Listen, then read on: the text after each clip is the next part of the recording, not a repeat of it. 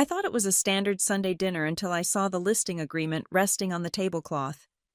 My address printed in bold. Mom smiled, claiming family assets should be shared, while my sister slapped her realtor card down, boasting about open houses. I did not scream. I simply nodded, then texted my lawyer to run a title search immediately. When the report arrived the next morning, I finally understood why they were so sure I could not say no.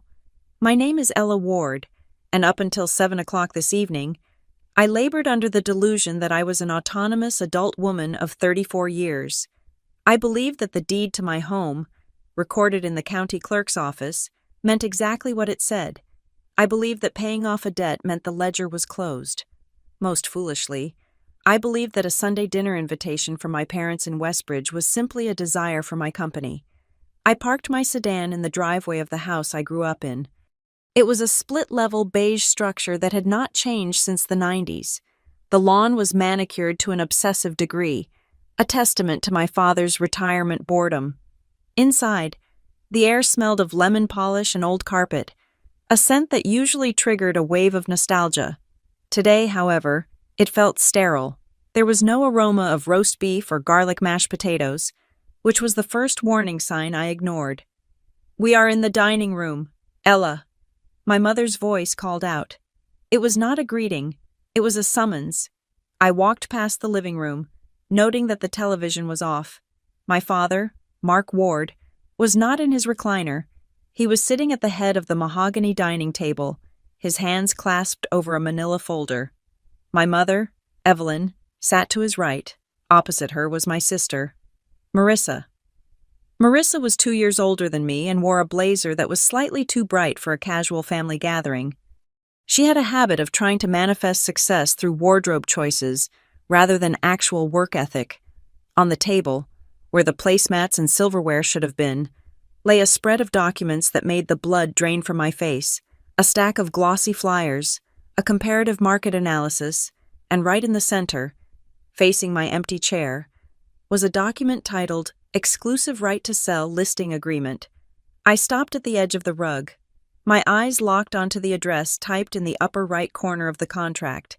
It was my address, my house, the bungalow I had spent the last 5 years renovating with my own hands and my own salary. "Sit down, Ella," my mother said. She offered a tight, benevolent smile, the kind she used when she was volunteering at the church bake sale and wanted everyone to know how charitable she was being. "We have a lot to get through before dessert." I remained standing. My hand gripped the back of the wooden chair, my knuckles turning white. "Where is the food?" I asked, though I already knew the answer. "I thought this was dinner." "This is better than dinner," Marissa chirped. She reached out and tapped a pen against the listing agreement. "This is a strategy meeting, and honestly, Ella, you should thank me. I pulled some incredible comps for your neighborhood. The market is correcting, but if we list by Friday, we can still catch the high end." I looked at my father. Mark refused to meet my gaze, focusing instead on a spot on the wall behind me. "Dad." He cleared his throat. "Your mother and I have been doing some thinking about the future, about the family assets. My house is not a family asset," I said. My voice was low, steady, and entirely devoid of the warmth they likely expected. "My house is my asset. It is in my name, solely." "That is a technicality," Evelyn said, waving her hand as if swatting away a gnat. "We are a family. We help each other. When you bought that place 5 years ago, who gave you the down payment assistance? Who made it possible?" I felt a cold spike of adrenaline in my chest. "You loaned me $12,000, I stated clearly. "A loan? We signed a promissory note. I paid you back $200 a month for 5 years. I sent the final payment 4 months ago. I have the bank records." Evelyn exchanged a look with Mark, a look of practiced pity. "Oh, honey, we never cashed those checks. We put them aside. We considered that money an investment in the property, equity." "You absolutely cashed them," I countered. "I saw the deductions from my account every single month on the 15th. Do not gaslight me about my own finances." "You are being dramatic," Marissa cut in. She flipped open the folder in front of her. Look, the numbers do not lie. I can list it for $520,000. Do you have any idea what that does for us? After the mortgage payoff and closing costs, there is a net proceed of nearly $200,000. Mom and Dad get their share for the initial investment, plus appreciation. I take my commission, obviously, and you get a nice little nest egg to start over somewhere smaller, maybe an apartment. I stared at her. The audacity was so physical it felt like a slap. You want me to sell my home, my only home, so you can take a commission and Mom and Dad can cash out on a loan I already repaid. We are not asking you to sell, Mark said, finally looking at me. His face was hard, his jaw set. We have decided. It is best for the family. Marissa needs a strong listing to boost her numbers this quarter. Your mother and I need to liquidate some capital for upcoming expenses. It is selfish of you to hoard a 3-bedroom house all to yourself when the family has needs. Selfish? I laughed. A sharp, humorless sound. I pay the mortgage. I pay the taxes. I pay the insurance. I put on the new roof last year. Where was the family then? We provided the foundation, Evelyn snapped, losing her benevolent mask. Without that $12,000, you would still be renting. That money bought you the opportunity. That makes us partners, and partners share. I pulled the chair out and sat down, not to join them, but because my legs felt suddenly heavy, I needed to see exactly what they had prepared. I reached for the listing agreement. Marissa's hand shot out to cover it, but I was faster. I slid the paper toward me. It was fully filled out. The list price, $520,000. The commission split 6% total, 3% going to the listing agent Marissa Ward. The term 6 months. And then I saw the bottom of the page. There was a signature on the line for seller. It read, Ella Ward. It was a looped, cursive signature. It looked vaguely like mine, in the way a caricature looks like a real person. But I had not signed this. I had never seen this document before in my life. I looked up slowly. The room went very quiet. The ticking of the grandfather clock in the hall seemed deafening. Who signed this? I asked. Marissa shrugged, leaning back in her chair with a terrifying casualness. I handled it. It is just paperwork. Ella, I knew you would agree once you saw the numbers, so I saved us the time.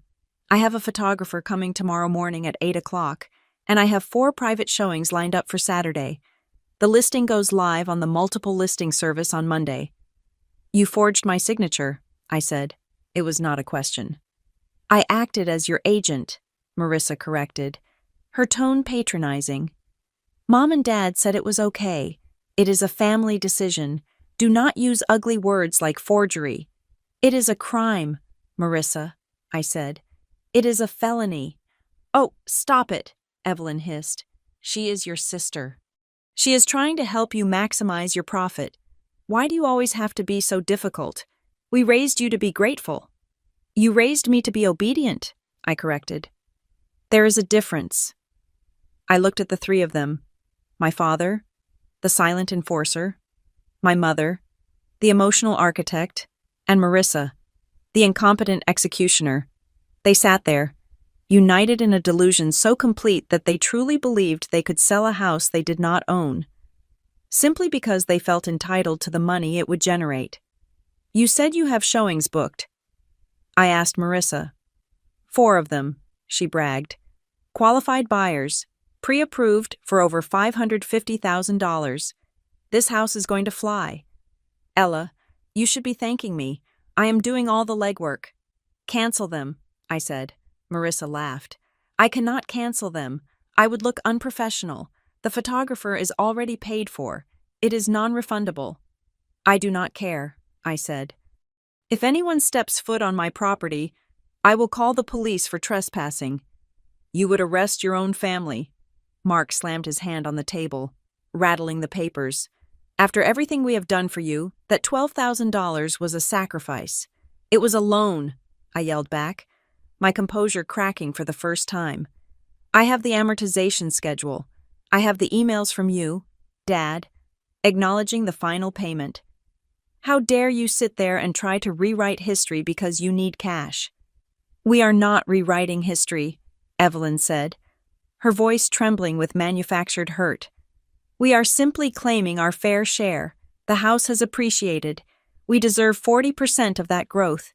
It is only fair. 40%. I stared at her. You think a $12,000 loan 5 years ago entitles you to $200,000 of my equity today? It is family math, Marissa said, smirking. You wouldn't understand.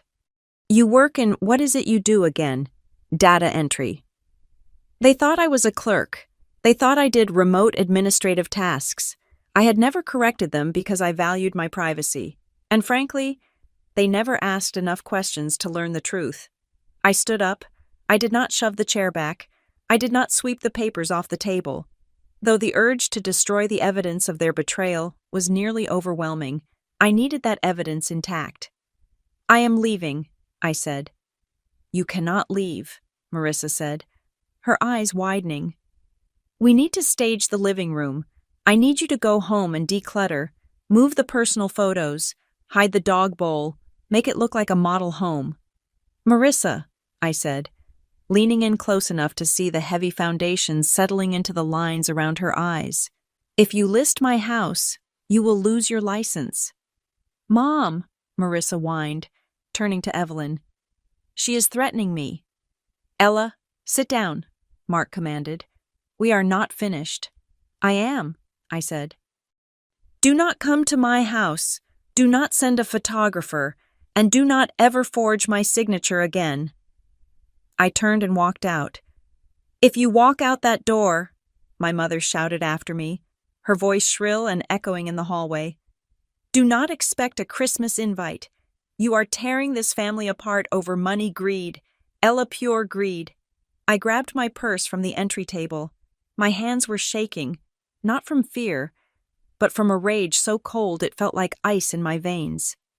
I opened the front door and stepped out into the cool evening air of Westbridge. The sun had set, leaving the sky a bruised purple.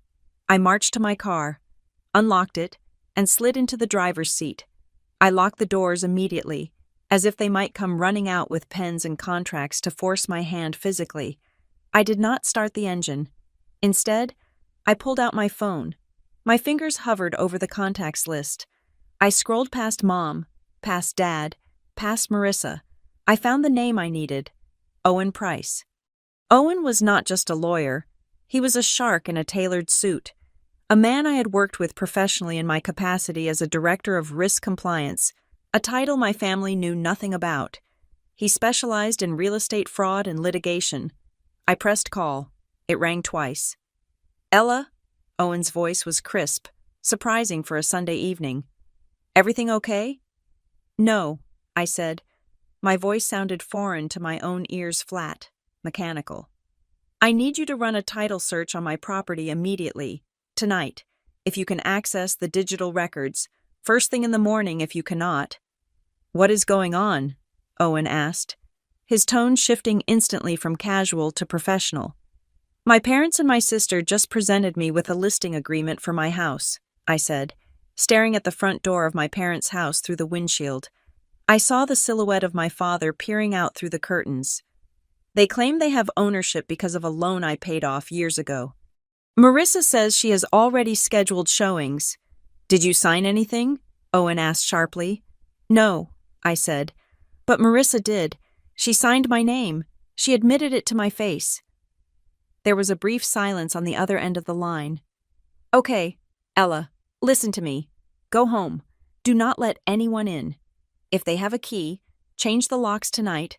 I will pull the title history. If they are this confident, I am worried they might have done more than just draft a listing agreement. What do you mean? I asked.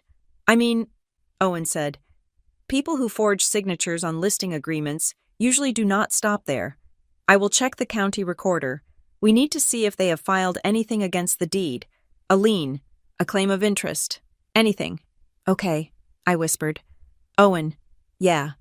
They said family property is shared, I said, the words tasting like ash in my mouth. Legally, Owen said.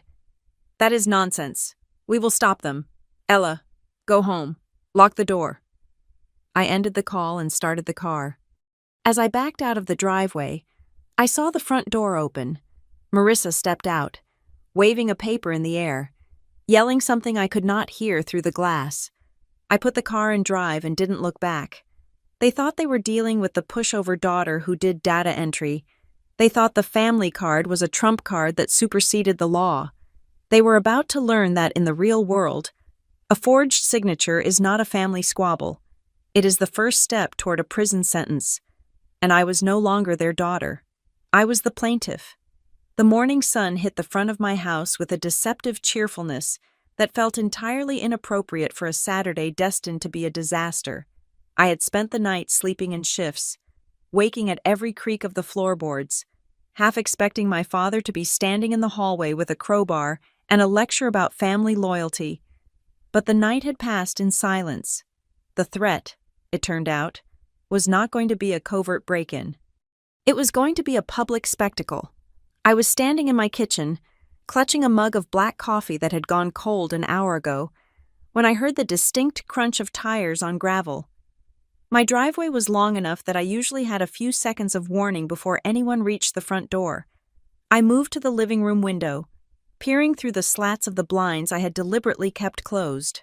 A silver SUV, branded with a large magnetic decal on the side door, pulled in. It was followed closely by a smaller, red sedan. My stomach turned over. The magnetic decal read, Marissa Ward, Premier Real Estate. She had actually come. I watched as my sister stepped out of the driver's seat. She was dressed for war, or at least, what she imagined a high-stakes real estate war looked like. She wore a cream-colored pantsuit that was likely intended to project authority, but mostly just looked uncomfortable in the morning heat.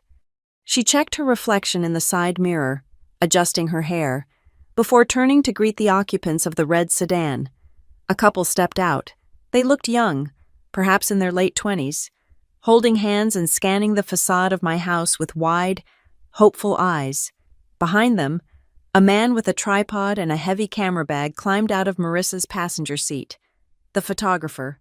The audacity was so absolute that for a moment, I was paralyzed. It is one thing to threaten to sell someone's house during a private family argument. It is an entirely different level of delusion to actually show up with clients and a photographer, acting as if the deed is already signed and the keys are in your pocket. I heard Marissa's voice drift through the glass, pitched high and bright, her customer service voice. Great bones, she was saying, gesturing expansively at my porch. Just incredible curb appeal. The landscaping was done professionally, of course. And wait until you see the natural light in the foyer. She began walking up the path, her heels clicking rhythmically on the concrete. The couple followed, the husband pointing at my roof, the wife whispering something that made them both smile. They thought they were about to see their dream home. They had no idea they were walking into a crime scene. I heard the sound of a key sliding into the lock. There was a pause, then the jiggle of the handle, then a more aggressive twisting sound. I had called a locksmith at 10 o'clock the previous night. It had cost me $300 for the emergency service, but hearing the confusion on the other side of that door made it worth every penny. That is strange, Marissa muttered, loud enough for me to hear. The key is sticking. These older locks can be temperamental. She rattled the door handle violently. Just give me a second. Folks, humidity makes the wood expand. I unlocked the deadbolt from the inside and threw the door open. Marissa stumbled forward slightly, caught off guard by the sudden lack of resistance. She regained her balance quickly, her face flashing with annoyance before she remembered her audience. She plastered a tight, strained smile onto her face. "Ella!" she exclaimed, laughing a little too loudly. "Oh, thank goodness. I thought you might have run out for errands. I was just telling the Millers here about how quiet the neighborhood is." She tried to step past me, ushering the couple forward with a wave of her hand. "Come on in, guys. Let's get you out of the sun." I did not move. I planted my feet on the threshold, my hand gripping the door frame. I blocked the entrance completely. "Ella," Marissa hissed, her smile faltering. "Move. We are on a schedule. The photographer has another shoot at 11. No, I said. The word hung in the air, heavy and absolute. The couple, the Millers, stopped halfway up the steps. The husband looked confused, his eyes darting between Marissa and me. The photographer, standing on the lawn, sighed and set his tripod down, looking like he had seen this happen a dozen times before. "Excuse me," Marissa said, her voice dropping to a whisper that was meant to be threatening. "Do not do this. Do not embarrass me right now." "You are embarrassing yourself," I said, my voice steady. "I told you last night, this house is not for sale." Marissa's face turned a mottled shade of red. She stepped closer, invading my personal space, hoping her proximity would force me to retreat into the house. It was a bullying tactic she had used since we were teenagers. It did not work anymore. "I have clients here," she gritted out through her teeth. "I have a contract. Mom and Dad are counting on this. Now, step aside. Go to your room, or go to a coffee shop. I need to stage the living room. Why are the blinds still closed? I told you to open everything up so it looks spacious." She looked over my shoulder, scanning the interior. "And that coat rack needs to go. It is clutter. Move it to the garage." She was ordering me around in my own home. She was treating me like a squatter who was inconveniently occupying her listing. "Marissa," I said loudly, ensuring the couple on the steps could hear every syllable. "You do not have a contract. You have a piece of paper you forged. You have no authority to enter this property." The wife took a step back, her hand tightening on her husband's arm. Is there a problem?" she asked. Marissa spun around to face them, her smile returning with terrifying speed. "No, not at all. My sister is just very attached to the home.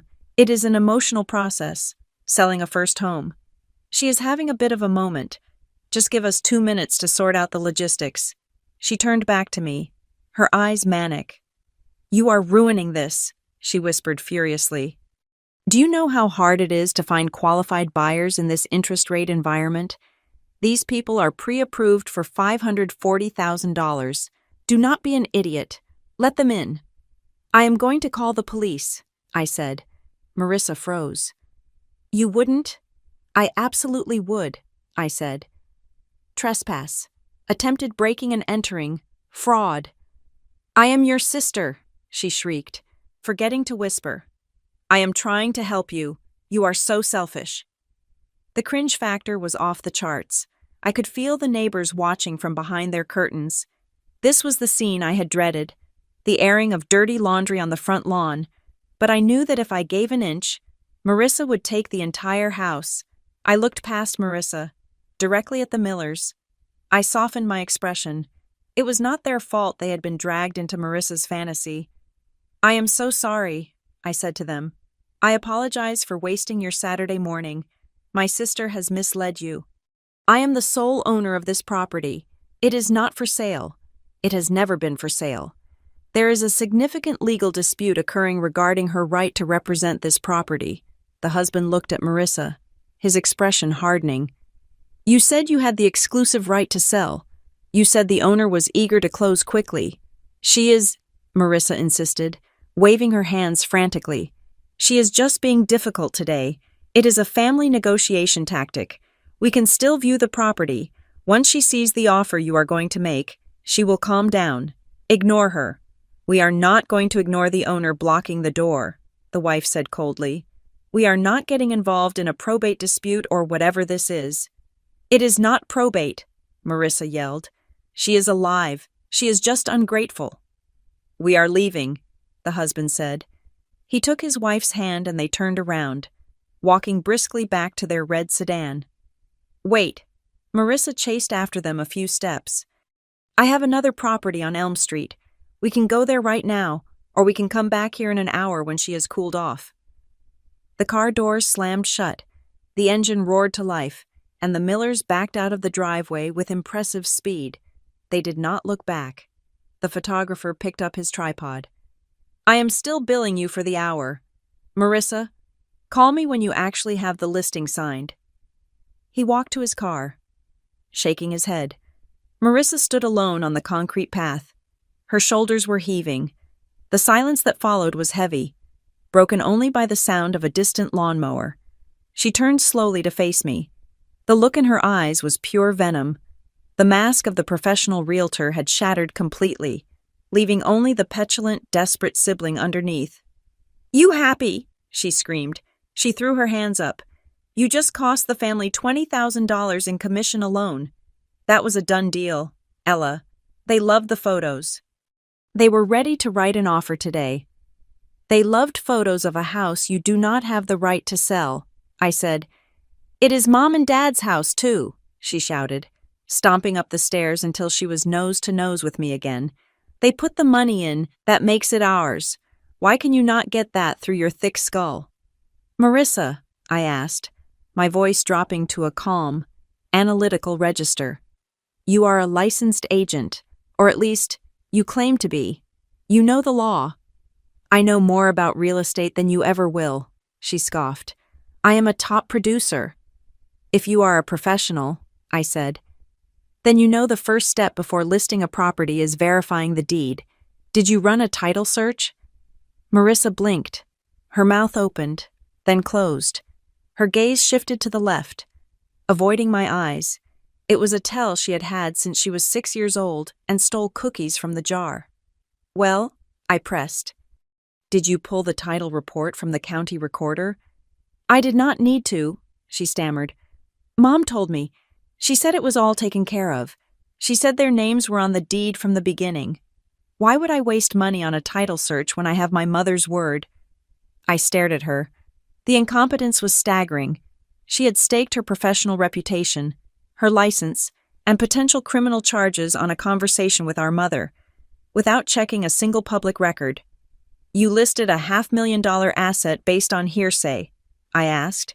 "You brought clients to a home without verifying who actually owns it." "It is not hearsay," she yelled, though her voice wavered. "It is family. Mom said they have the papers. They have a quitclaim deed or something. They filed it years ago." My blood ran cold. A quitclaim deed. The words hung in the air like toxic smoke. A quitclaim deed is a document used to transfer interest in property, often between family members. If my parents had told Marissa they had a quitclaim deed, and if they had filed it years ago, that meant one of two things: either they were lying to her to get her to do their dirty work, or there was a document out there with my signature on it that I had never signed. "What quitclaim deed?" I asked sharply. "I never signed a quitclaim." "Mom said you did," Marissa shouted, tears of frustration welling in her eyes. "She said you guys handled it when you bought the place, just in case something happened to you, so they would be protected. She said it is on file." "If it is on file," I said, "why did you forge my signature on the listing agreement yesterday if they own it? Why did you need me to be the seller?" Marissa froze again. The logic trap snapped shut. If my parents were on the deed, they could have signed the listing.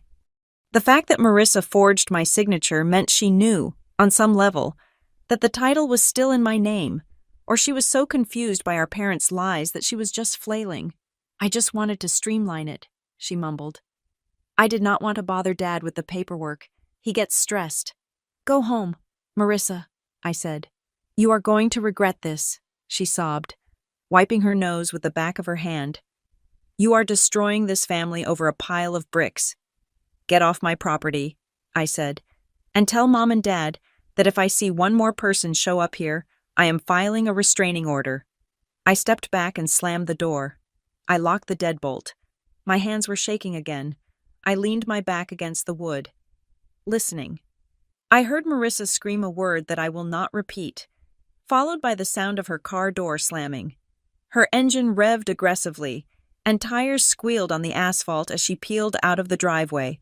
Silence returned to the house. But it was not peaceful. It was the silence of a bomb that had not yet detonated, but was counting down, a quitclaim deed. Marissa was not smart enough to invent that specific legal term on the fly. She had heard it from our parents. I pushed myself off the door and ran to the kitchen table where my laptop was sitting. I woke the screen and opened my email client. I started a new message to Owen Price. Subject urgent. Potential forgery. Title issue. Owen. Marissa just tried to force entry for a showing. I turned them away, but she said something that changes everything. She claims Mom and Dad told her there is a quitclaim deed on file transferring ownership interest to them. I never signed a quitclaim. I never authorized a transfer. She admitted she did not run a title search because she trusted them. But if they are claiming this document exists, and that it was filed, we are not just dealing with a listing agreement forgery. We might be dealing with a recorded fraudulent instrument. Please tell me you can see the registry history remotely. I need to know what is recorded against my house. Now, Ella. I hit send. I stared at the screen, my heart hammering against my ribs.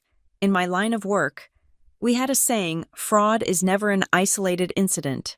It is a process. If my parents had forged a deed, they had not just stolen my house, they had stolen my identity, and they had done it while smiling across the dinner table for years. To my parents, I am a digital nomad with a precarious income.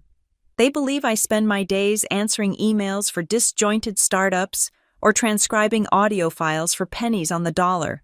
When they ask about my work, I give them vague answers about consulting and administrative support. They usually nod with that specific brand of parental disappointment reserved for children who they believe have failed to launch, despite owning a home. They think my lack of a flashy office and a company car means I am vulnerable, financially illiterate, and desperate for their guidance. It is the greatest advantage I possess. In reality, I am the Director of Risk Compliance for Crescent Vale Advisory. My firm does not handle data entry. We handle forensic accounting and regulatory oversight for mid-sized financial institutions. My entire career is built on detecting patterns that other people miss. I spend 40 hours a week hunting for embezzlement, money laundering, and the subtle shifting architecture of fraud. I know exactly how people hide money. I know exactly how they forge documents, and I know exactly how they panic when the paper trail starts to close in around them. I sat at my dining room table, not as a daughter, but as an auditor. The emotional betrayal I had felt on the porch was shoved into a mental box, taped shut, and shoved to the back of my mind. There would be time to cry later. Now was the time to build a file. I opened my laptop and logged into my secure work server. Not because this was company business, but because I needed the encryption tools. Then, I retrieved the physical banker's box from the top shelf of my closet. I am meticulous about record keeping. It is a professional hazard. I pulled out the file labeled Property Acquisition, 2019. Inside was the history of the lie my parents were currently telling. I laid the documents out in chronological order. First, the purchase agreement, then, the mortgage approval from the bank, solely in my name, and finally, the document that would be their undoing, the promissory note. 5 years ago, when I was short on the closing costs, my parents had offered the $12,000. I had hesitated. I knew money made blood relation complicated, but my father, Mark, had insisted. He had called it a bridge loan, to ensure there was no confusion. I had drafted a formal promissory note. I smoothed the paper out. It was signed by me, Mark, and Evelyn. The terms were clear. $12,000 principal, interest rate of 3%, monthly payments of $200 until the balance was satisfied. There was no clause about equity. There was no language about shared ownership or family investment. It was a debt instrument, plain and simple. Next, I opened my banking portal. I filtered the search results for the last 60 months. I exported the data into a spreadsheet every single month on the 15th. A transfer of $200 went from my account to a joint account held by Mark and Evelyn Ward. I highlighted the final payment, dated 4 months ago. The memo line read, "Loan payoff, final." But I needed more. I needed to prove they accepted this narrative before they decided to rewrite it. I dug into my email archive. I searched for loan and dad. I found it. An email from 3 years ago. Subject payment adjustment. From Mark Ward to Ella Ward. Ella, Mom and I were looking at the inflation rates. The 3% we agreed on is really below market value now. Since the family is essentially losing money by lending this to you, We think it is fair if you add an extra $50 a month to the transfer to cover the cost of money. Let us know." I stared at the screen. I remembered this. I had been annoyed, but I had paid it. I had sent them a lump sum of $600 at the end of that year to shut them up. I printed the email. This was critical. You do not ask for interest adjustments on an equity investment. You ask for interest on a loan by demanding more interest. My father had cemented the nature of the transaction. He had treated me like a bank customer, not a partner. My phone buzzed. It was Owen Price. "Talk to me," I said, putting the phone on speaker as I organized the stack of evidence. "I am initiating the title search now." Owen said. His voice was clipped, the sound of a keyboard clacking furiously in the background. "But it is Saturday. The county recorder's office is closed. I can access the digital index, but the actual scanned images might not be available until Monday morning. However, we are not waiting." "I have the proof." "Owen," I said, "I have the promissory note. I have the bank statements showing full repayment. I even have an email where Dad tries to gouge me for extra interest." "Good," Owen said. "Scan them. Upload them to the secure portal I just sent you. But right now, we need to stop the bleeding. If Marissa believes there is a quitclaim deed, and if she is reckless enough to list the house, we have to assume they might try to leverage the property in other ways." "Like what?" I asked. "Loans." Owen said, "If they think they own it, or if they have forged a deed that says they own it, they could try to take out a second mortgage or a home equity line of credit, a HELOC." The blood drained from my face. My house had significant equity. If they managed to open a line of credit against it, they could drain the value and leave me with the debt. What do I do? "You need to lock it down," Owen instructed. "Call your current mortgage servicer immediately. Tell them you have reason to believe you are a victim of familial identity theft and real estate fraud. Ask them to place a fraud alert on the file. No changes, no inquiries, no payoff requests without verbal verification and a password." "Got it," I said, typing the number for the bank as he spoke. "Then," Owen continued, "I want you to go to the credit bureaus. Freeze your credit, if they have your social security number, which they do. Because they are your parents, they might try to open accounts in your name to facilitate this." "I will do it," I said. "And Ella." Owen paused. "I am setting up a title monitor. It is a service that alerts us the second anything is filed against your parcel number, a lien, a deed, a permit application, anything. Do you think they have gone that far?" I asked. It is one thing to lie to Marissa. It is another to file forged documents with the government. Marissa said they told her it was on file. Owen reminded me. In my experience, liars like to have a prop to support their lie. I would be surprised if there isn't a piece of paper somewhere. We hung up. I spent the next 2 hours in a hellscape of automated customer service menus. "I need to speak to the fraud department," I told the representative at my mortgage company, my voice trembling with a mix of rage and humiliation. "Can you describe the nature of the suspicion?" "Ma'am," the operator asked. "My parents are attempting to sell my home without my permission," I said, the words feeling heavy and absurd. "They claim to have ownership documents. I believe they may have forged a deed. I need to ensure no one can access the equity in this home." There was a long silence on the other end. "I understand. Ms. Ward, I am flagging the account now. We will require a notarized affidavit from you. But for now, the account is locked." After I finished freezing my credit at all 3 bureaus, I sat back and looked at the pile of papers on my table. The sun was beginning to set, casting long shadows across the living room that Marissa had tried to stage. I felt a profound sense of isolation. This was not just a dispute about money, it was a coordinated attack. I began to map it out on a notepad, using the same timeline technique I used at work to track embezzlers. 6 months ago, Marissa's real estate listings dry up. I needed to verify this, but she had been complaining about the market endlessly. 4 months ago, I make the final loan payment. My parents lose their monthly income stream from me. 1 month ago, my parents start asking weird questions about the house. Did you fix the roof yet? What is the neighborhood selling for? Yesterday, the ambush. It was a script. They had planned this.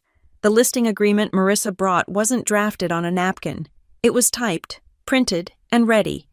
The photographer was booked days in advance. You do not book a real estate photographer for a Saturday morning on a Friday night. They are booked weeks out.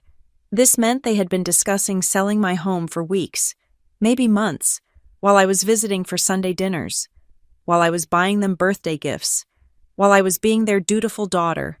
They had looked me in the eye, eaten the food I brought, and calculated exactly how much my life was worth to them. $520,000, minus closing costs. I felt sick, but the sickness was quickly replaced by a cold resolve. I was good at my job. I was very good at my job. And my parents had just made the mistake of becoming the target of my investigation. I went back to the email Owen had mentioned. He had sent a link to the county recorder's public access site. It was a clunky government website, usually slow to update. I typed in my address, owner Ella Ward. I let out a breath. Okay, the primary index still showed me as the owner.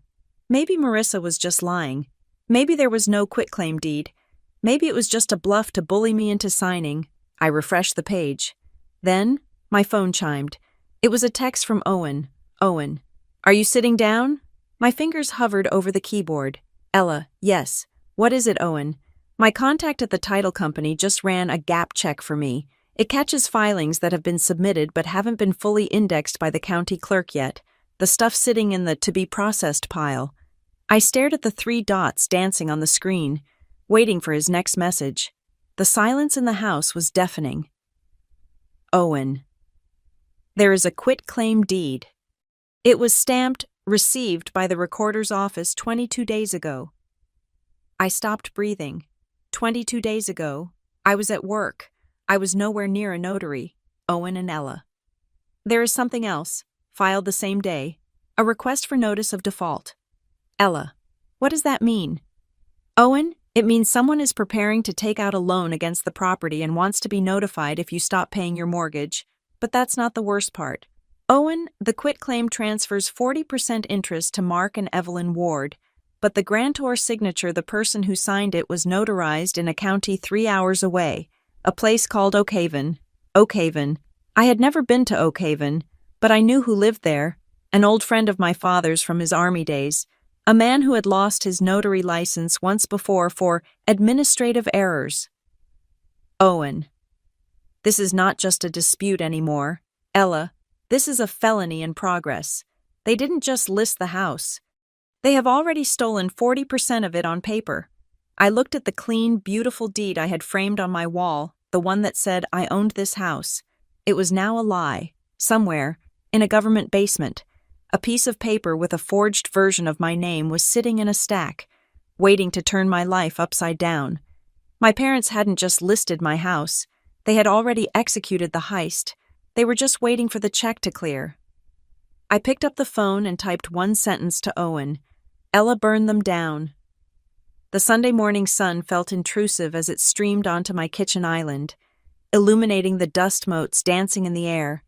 It was the same table where I drank my coffee every morning, but today, it had been transformed into a war room. Owen Price stood opposite me. He had arrived 10 minutes ago, bypassing the usual pleasantries. He wore a charcoal suit, immaculately pressed, which made him look out of place in my cozy, open-concept kitchen.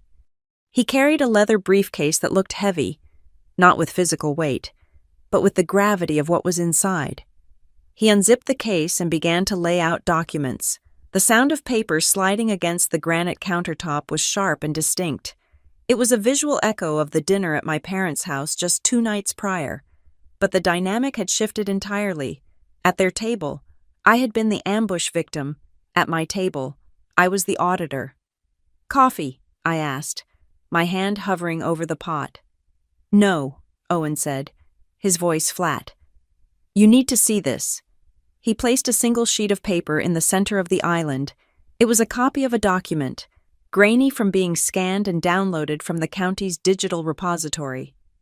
This is the current grant deed, Owen said. It is the original one recorded when you bought the house 5 years ago. Look at the grantee. I looked. Ella Ward, a single woman. Clean, I said. Just as I thought. Right, Owen nodded. He reached into his folder and pulled out a second document. He placed it directly on top of the first one. Now look at this. This document was different. The header was bold and dark. Quitclaim deed. My stomach dropped. I leaned in, bracing my hands against the counter to steady myself. Date of recording. Owen pointed a manicured finger at the stamp in the top right corner. 22 days ago, I read the text. It was standard legal boilerplate. The kind of language designed to be boring so you do not notice what is being stolen from you. For valuable consideration, receipt of which is hereby acknowledged. Ella Ward does hereby remise, release, and forever quitclaim to Mark Ward and Evelyn Ward, husband and wife, as joint tenants, an undivided 40% interest in the real property described as follows, 40%.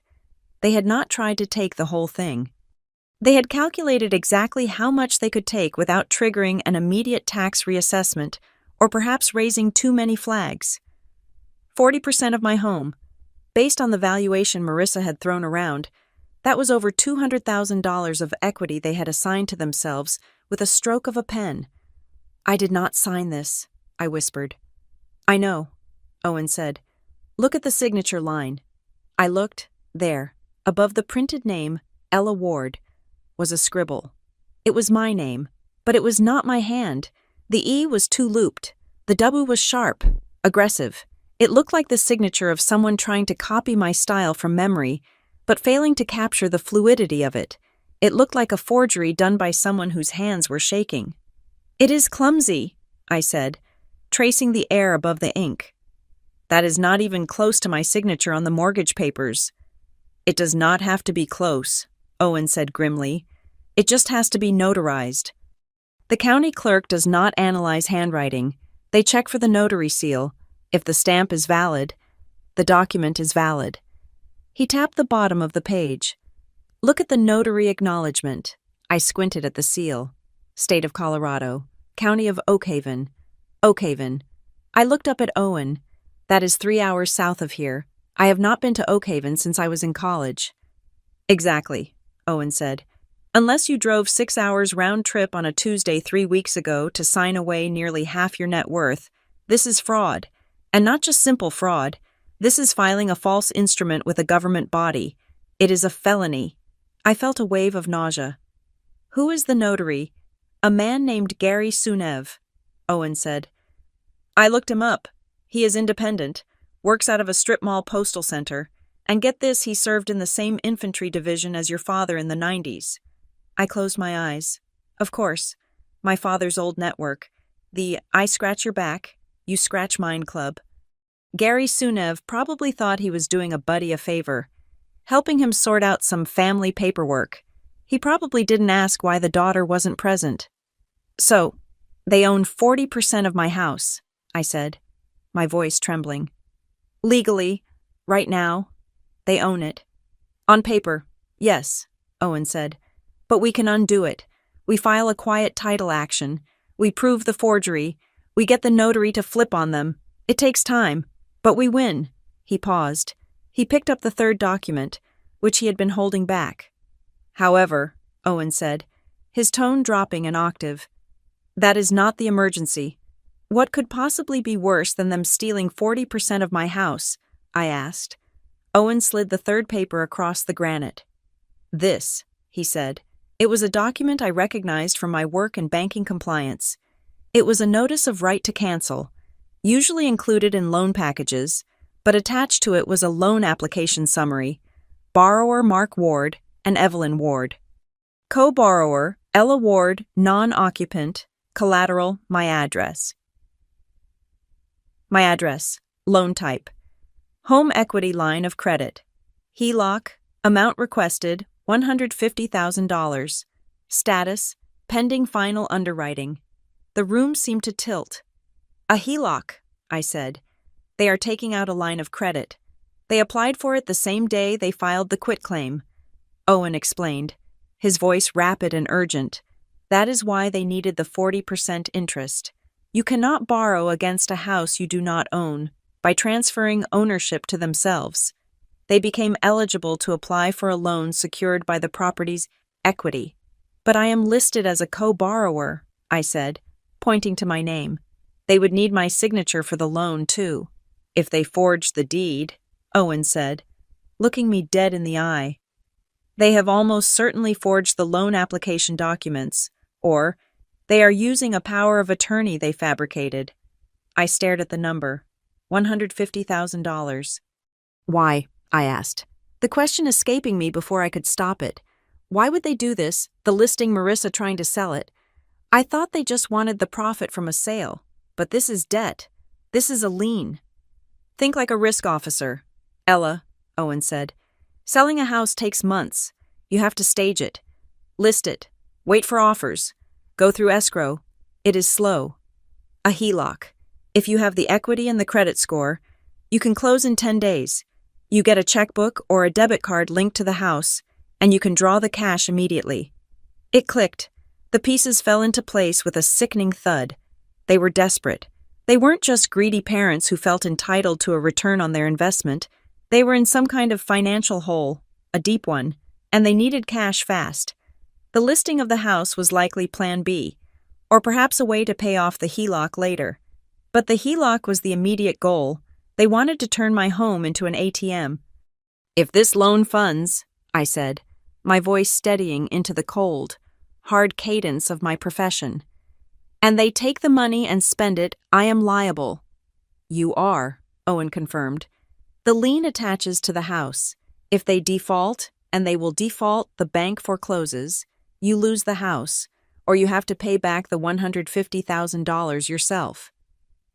I looked at the status pending final mile underwriting. We have to stop it, I said. Right now. I have already drafted the letter, Owen said. He opened his briefcase again and pulled out a crisp letterhead document. This is a notice of fraud and demand to cease and desist. It is addressed to the lender listed on the application, Centennial Trust. Is it enough? I asked. It is a start, Owen said. But we need to go nuclear. We need to file a lis pendens tomorrow morning. That is a formal notice of legal action regarding the title. No bank in the world will fund a loan on a property with a lis pendens attached. It freezes everything. Do it, I said. And Ella, Owen said softly, you need to file a police report. I looked at him. A police report against my parents. They committed forgery, Owen said. They are attempting grand larceny. If we do not have a police report number, the bank might treat this as a civil domestic dispute and drag their feet.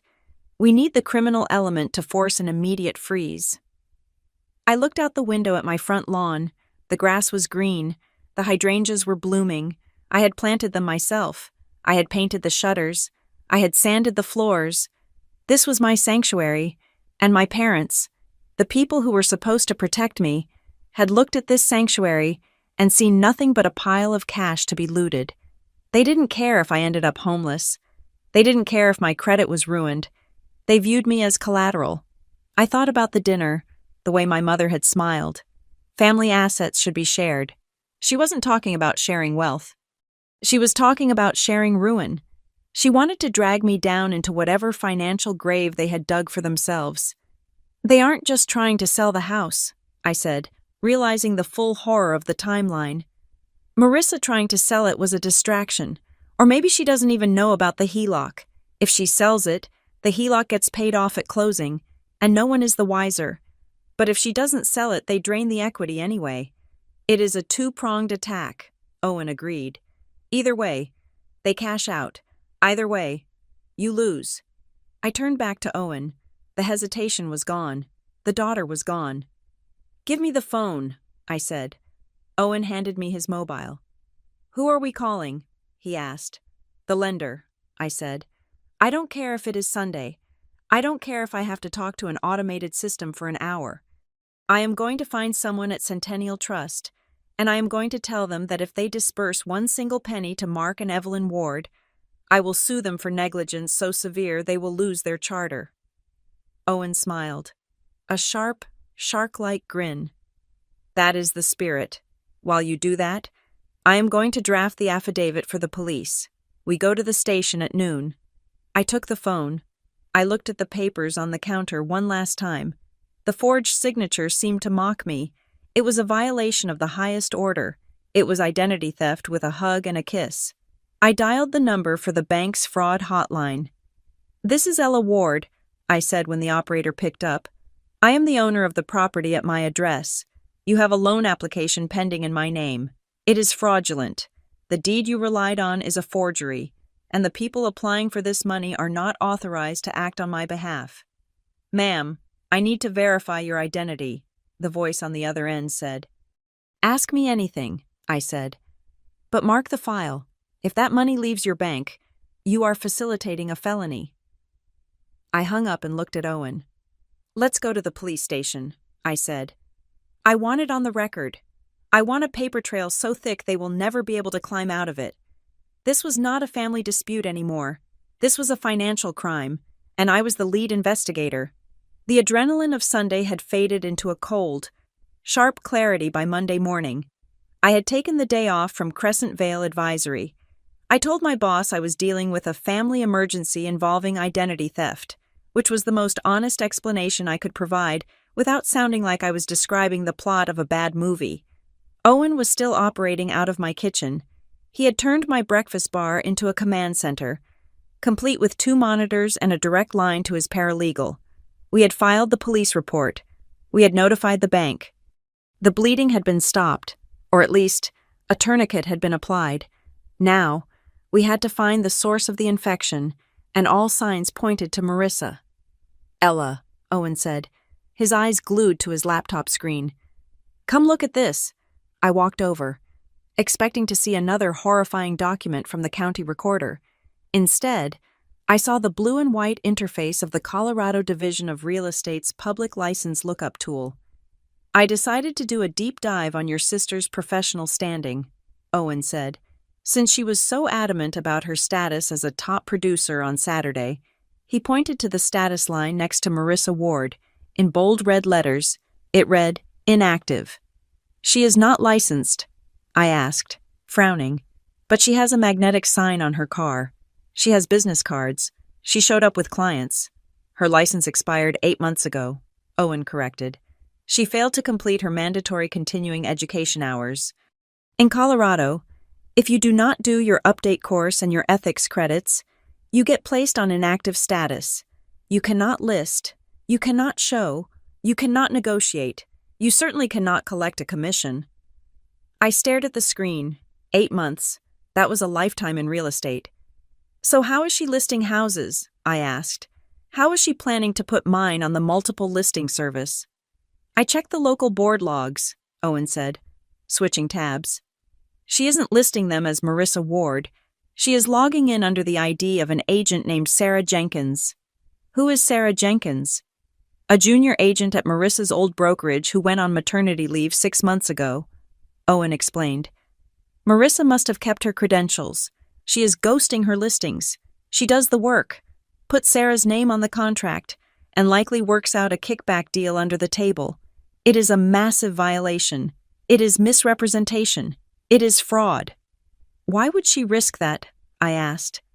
"Why not just take the classes and renew the license?" "Because the classes cost money," Owen said. "And renewing a license requires paying back dues, and if she has outstanding fines, she has to pay those too." He opened a PDF file. "Which brings me to this. I found 2 consumer complaints filed against Marissa in the last 2 years. They were settled privately, likely to avoid a hearing, but the notes are in the system." I leaned in closer. Complaint 1. Failure to disclose material defects. Complaint 2. Misrepresentation of title authority. "Read the second one," Owen instructed.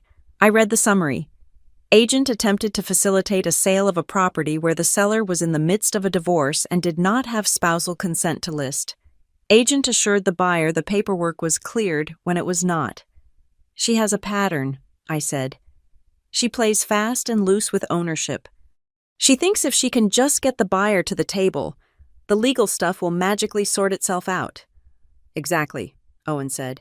She is not a mastermind. Ella, she is a gambler, and she is on a losing streak. I walked over to the window, looking out at the driveway where Marissa had parked her shiny new Audi SUV on Saturday, the car she had made such a big deal about at Christmas. She bought a $60,000 car in December, I said, thinking aloud. She went to Cabo for 10 days in February. She posts photos of expensive dinners constantly. And yet, Owen said, she cannot afford the $300 to renew her license. It didn't add up, or rather, it added up perfectly to a disaster. She is broke, I realized. She is living on credit. She is funding a top producer lifestyle on zero income. That is why she is desperate. And that, Owen said, is why she needs your house. She does not just want the commission, she needs the liquidity. If Mom and Dad get the equity loan, or if they sell the house, Marissa probably has a side deal with them to take a chunk of that cash to pay off her debts. My parents are drowning, so she convinced them to drown me too, I said. The bitterness in my voice was acrid. I needed to know for sure. I needed to see the mechanism of the lie. I went to my laptop. I didn't have access to Marissa's email, and I certainly didn't have access to her bank accounts, but I did have access to my mother's digital naivety. My mother, Evelyn, was technologically illiterate. 2 years ago, she had locked herself out of her email account. I had reset the password for her and set up a recovery email address my own. I had also logged her into her iPad, which she used primarily for recipes and Facebook. I had never snooped.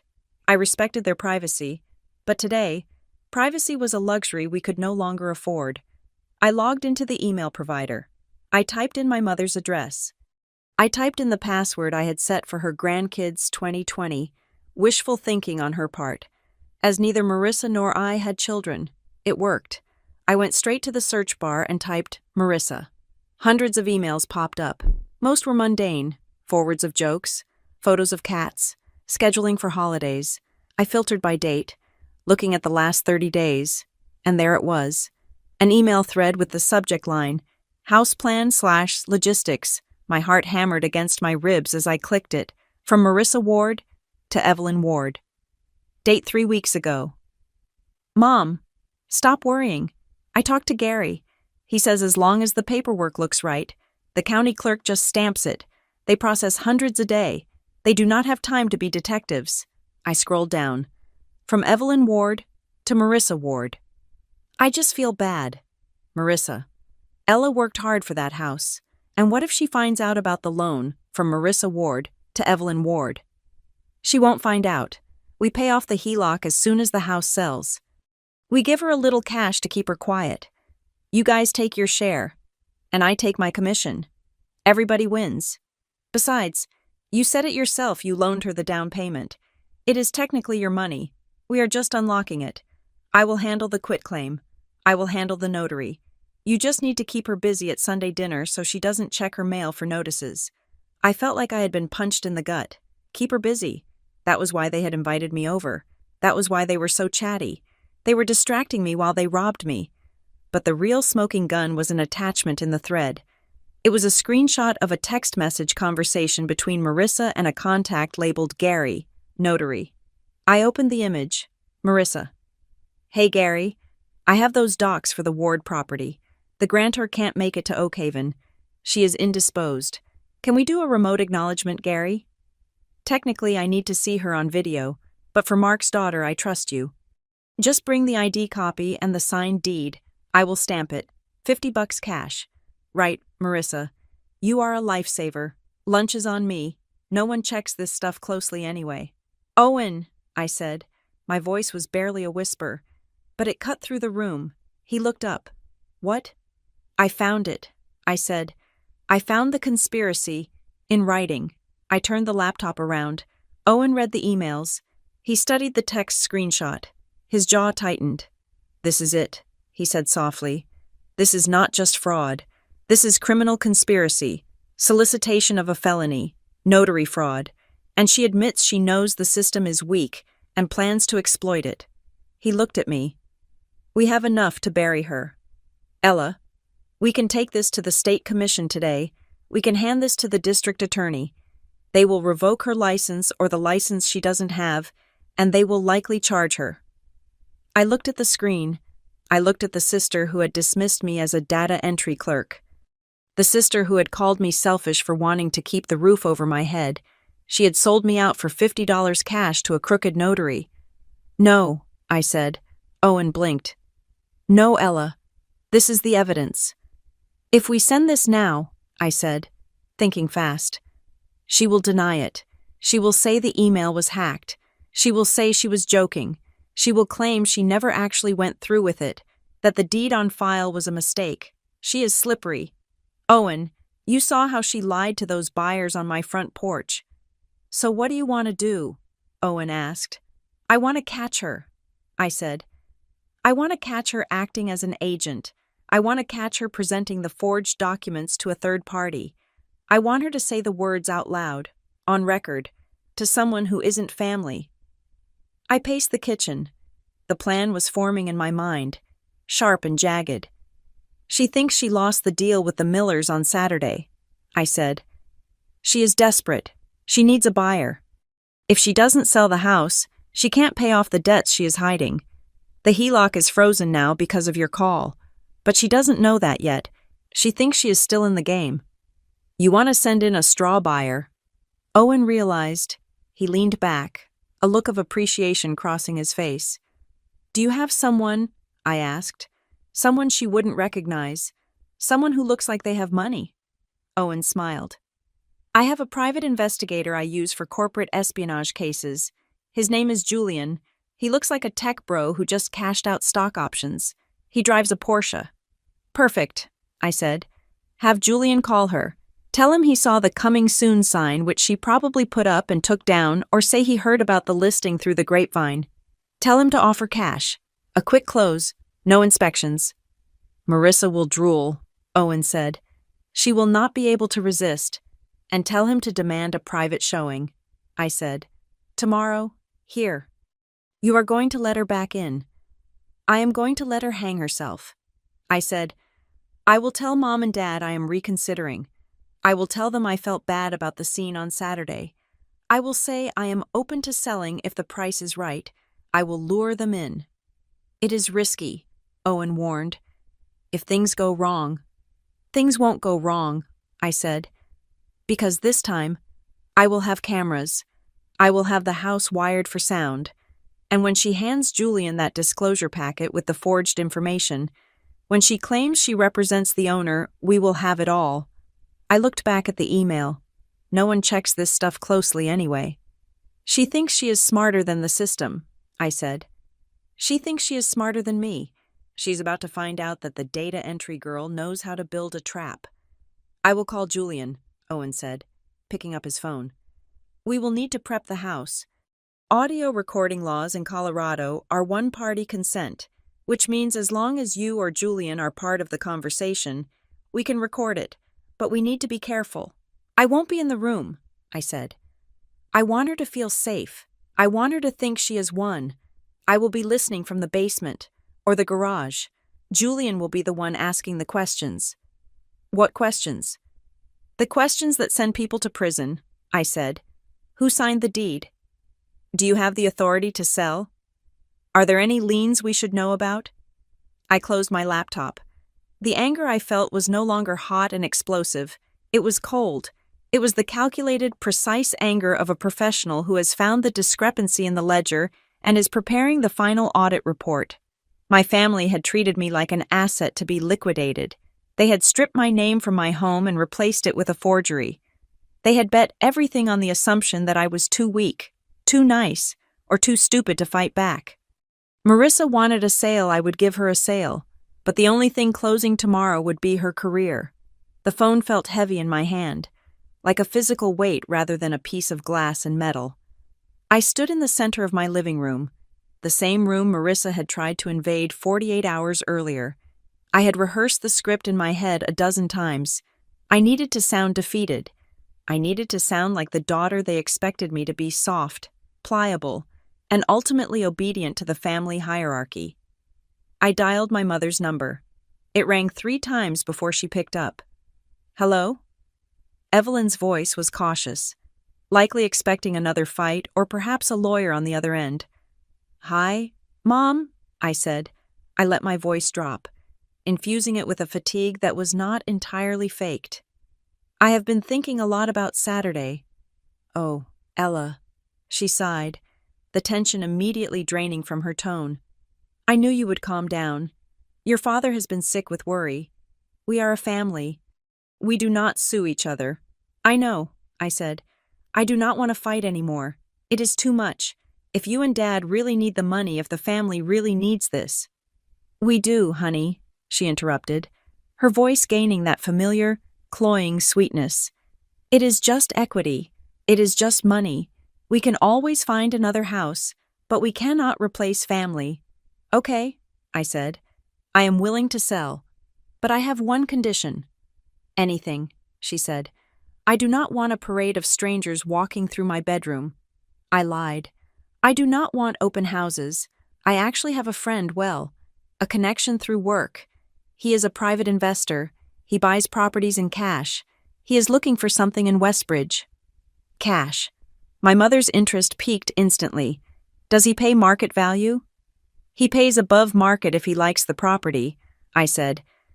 He wants to see it tomorrow. If Marissa can handle the showing professionally, and if we can get a clean offer, I will sign.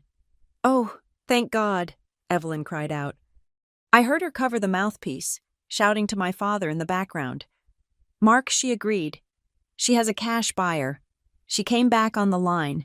Marissa will be thrilled. She was so upset. Ella, she really wants to make this work for you. Tell her to be here at 10 o'clock tomorrow morning, I said. And tell her to bring the paperwork. The investor, his name is Julian. He is very particular about documentation. He moves fast. She will be there, Mom promised. I am so proud of you, Ella. You are finally seeing the big picture. I hung up. The nausea was immediate. The big picture she referred to was the dissection of my financial future for their benefit, but I pushed the sickness down. I had set the stage.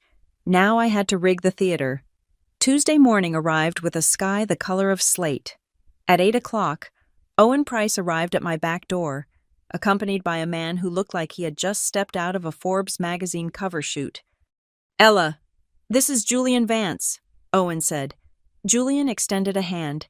He wore a navy blazer over a crisp white t-shirt and designer loafers, the uniform of the modern tech millionaire.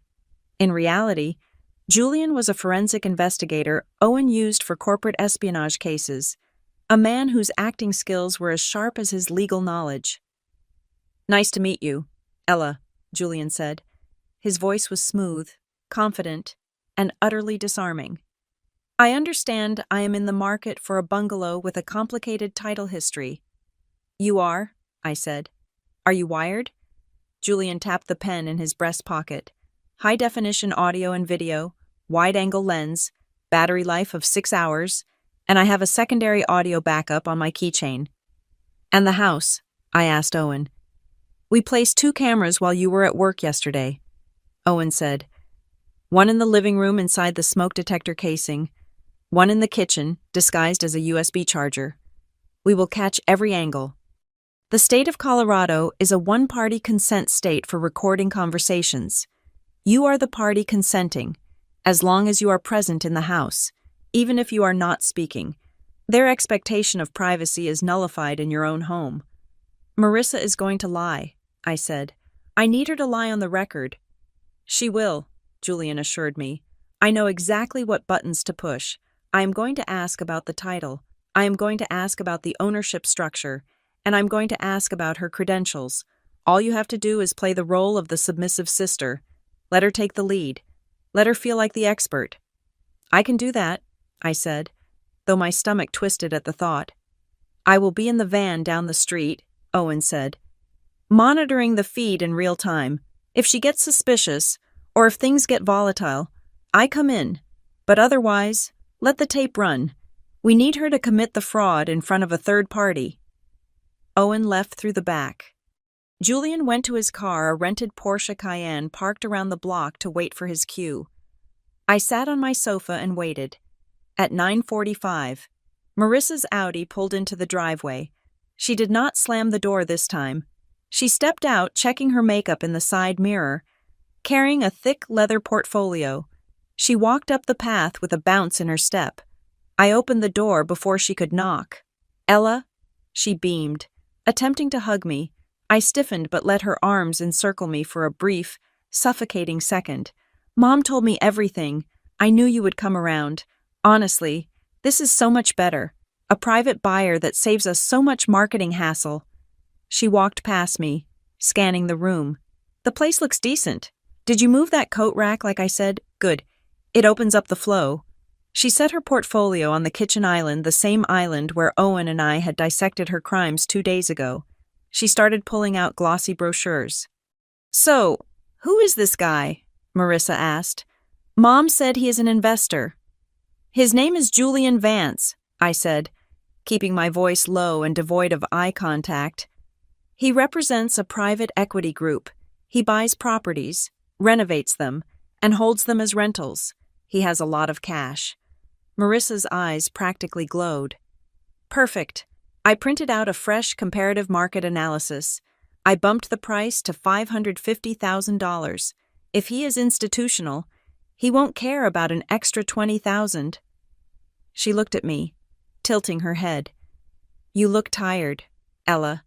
You are not going to be weird, are you?" "Just let me do the talking. I am the professional here." "I will let you handle it," I said. "I just want this over with." "It will be over soon," she promised, patting my arm with a condescension that made my skin crawl. "And then you will have your share, and Mom and Dad will have theirs, and everyone is happy." The doorbell rang. Marissa straightened her blazer, flashed a terrifyingly bright smile, and whispered, "Showtime." I opened the door. Julian stood there, looking at the house with a critical, appraising eye. "Mr. Vance." Marissa stepped in front of me, extending her hand. "I am Marissa Ward, the listing agent. Welcome." "Julian," he corrected, shaking her hand firmly. "Nice neighborhood. Quiet. I like that." "It is very sought after," Marissa gushed, leading him into the living room. "Inventory here is historically low. This is a rare opportunity." I trailed behind them, leaning against the wall near the hidden camera in the smoke detector. Julian walked the perimeter of the room, tapping the walls, checking the window frames. He was convincing. He looked like a man who bought houses like other people bought groceries. "The finish is good," Julian noted. "Updated electrical." "Fully permitted," Marissa said. "My sister, the owner, took great care of the infrastructure." Julian turned to look at her. "So you represent the seller exclusively?" "Yes," Marissa said. "I am the exclusive listing agent." "And you are licensed in Colorado, obviously," Julian asked casually, as if it were a throwaway question. "My compliance team is strict. We only deal with agents in good standing. No offense, just protocol." "Of course," Marissa laughed, a high tinkling sound. "Licensed and active. I am a top producer with Premier Real Estate. You can look me up, though I think the state website is down for maintenance today. Government tech, right?" "Right," Julian smiled. "Strike one. Representing oneself as a licensed agent while inactive is a violation. Doing it to a potential buyer is fraud." Julian moved to the kitchen. He ran his hand along the granite countertop. "Let's talk about the title," Julian said. "I do clean deals. No probate issues, no liens. Who holds the deed?"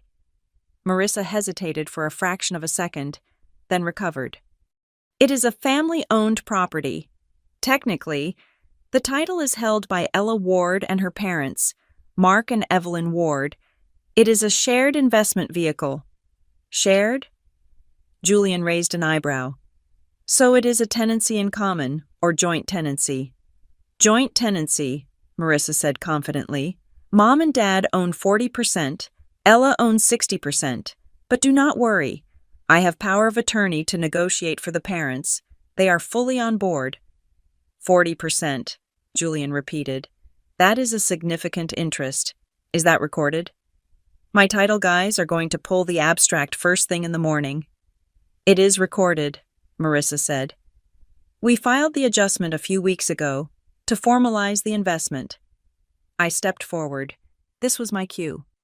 Marissa, I asked softly, keeping my face blank. I forgot. Which document was that? The one we filed, I know Mom mentioned it, but I never got a copy.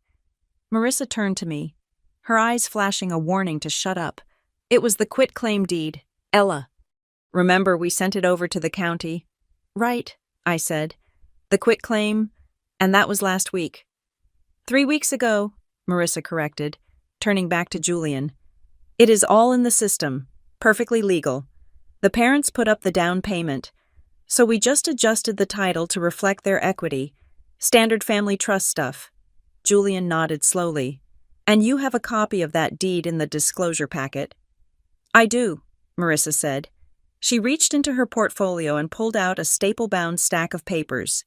She handed it to Julian. It was the forgery. She had actually brought the forgery to the showing. Julian flipped through the pages. He stopped at the quitclaim deed. He studied it for a long moment. The silence in the kitchen was absolute.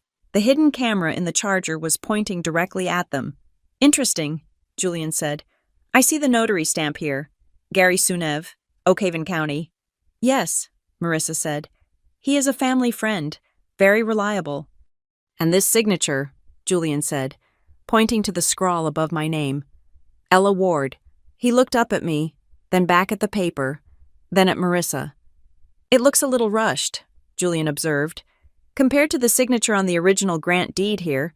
He flipped back a few pages to the legitimate document I had signed 5 years ago.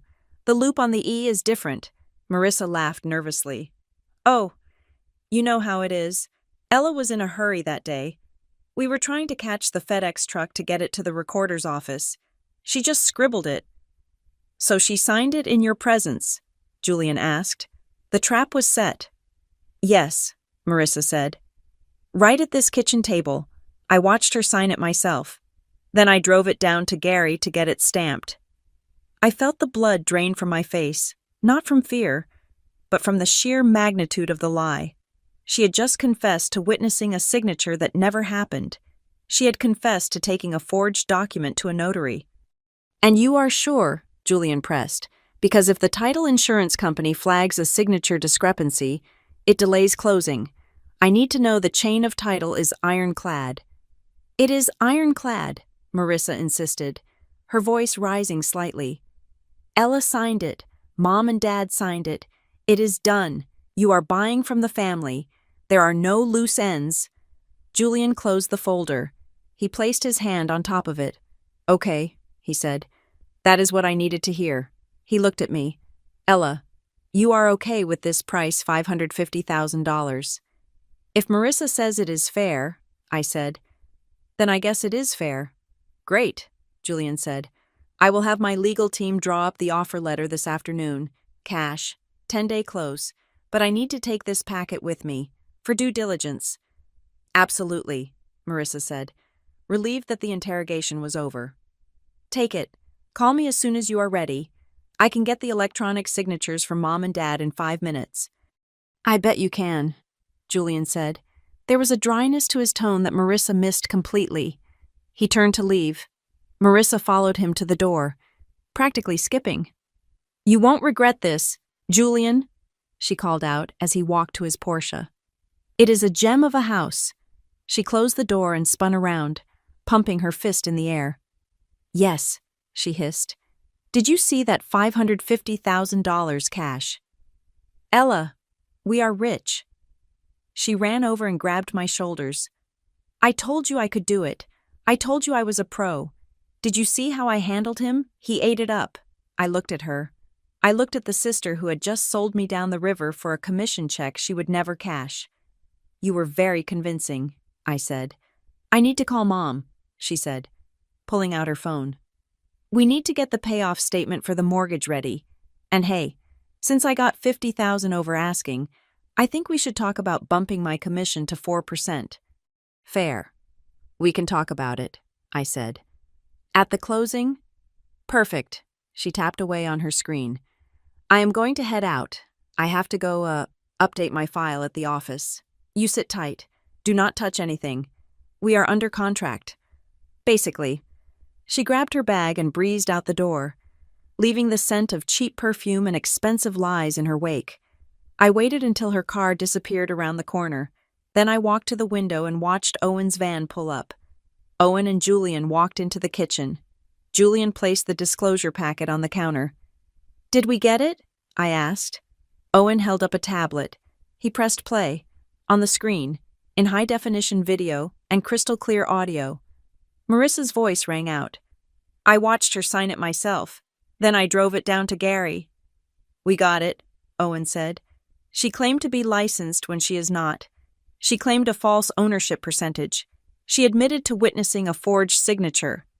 And she admitted to transporting the fraudulent instrument to the notary." Julian loosened his tie. "She didn't even blink. She lied about the signature being rushed without a second of hesitation.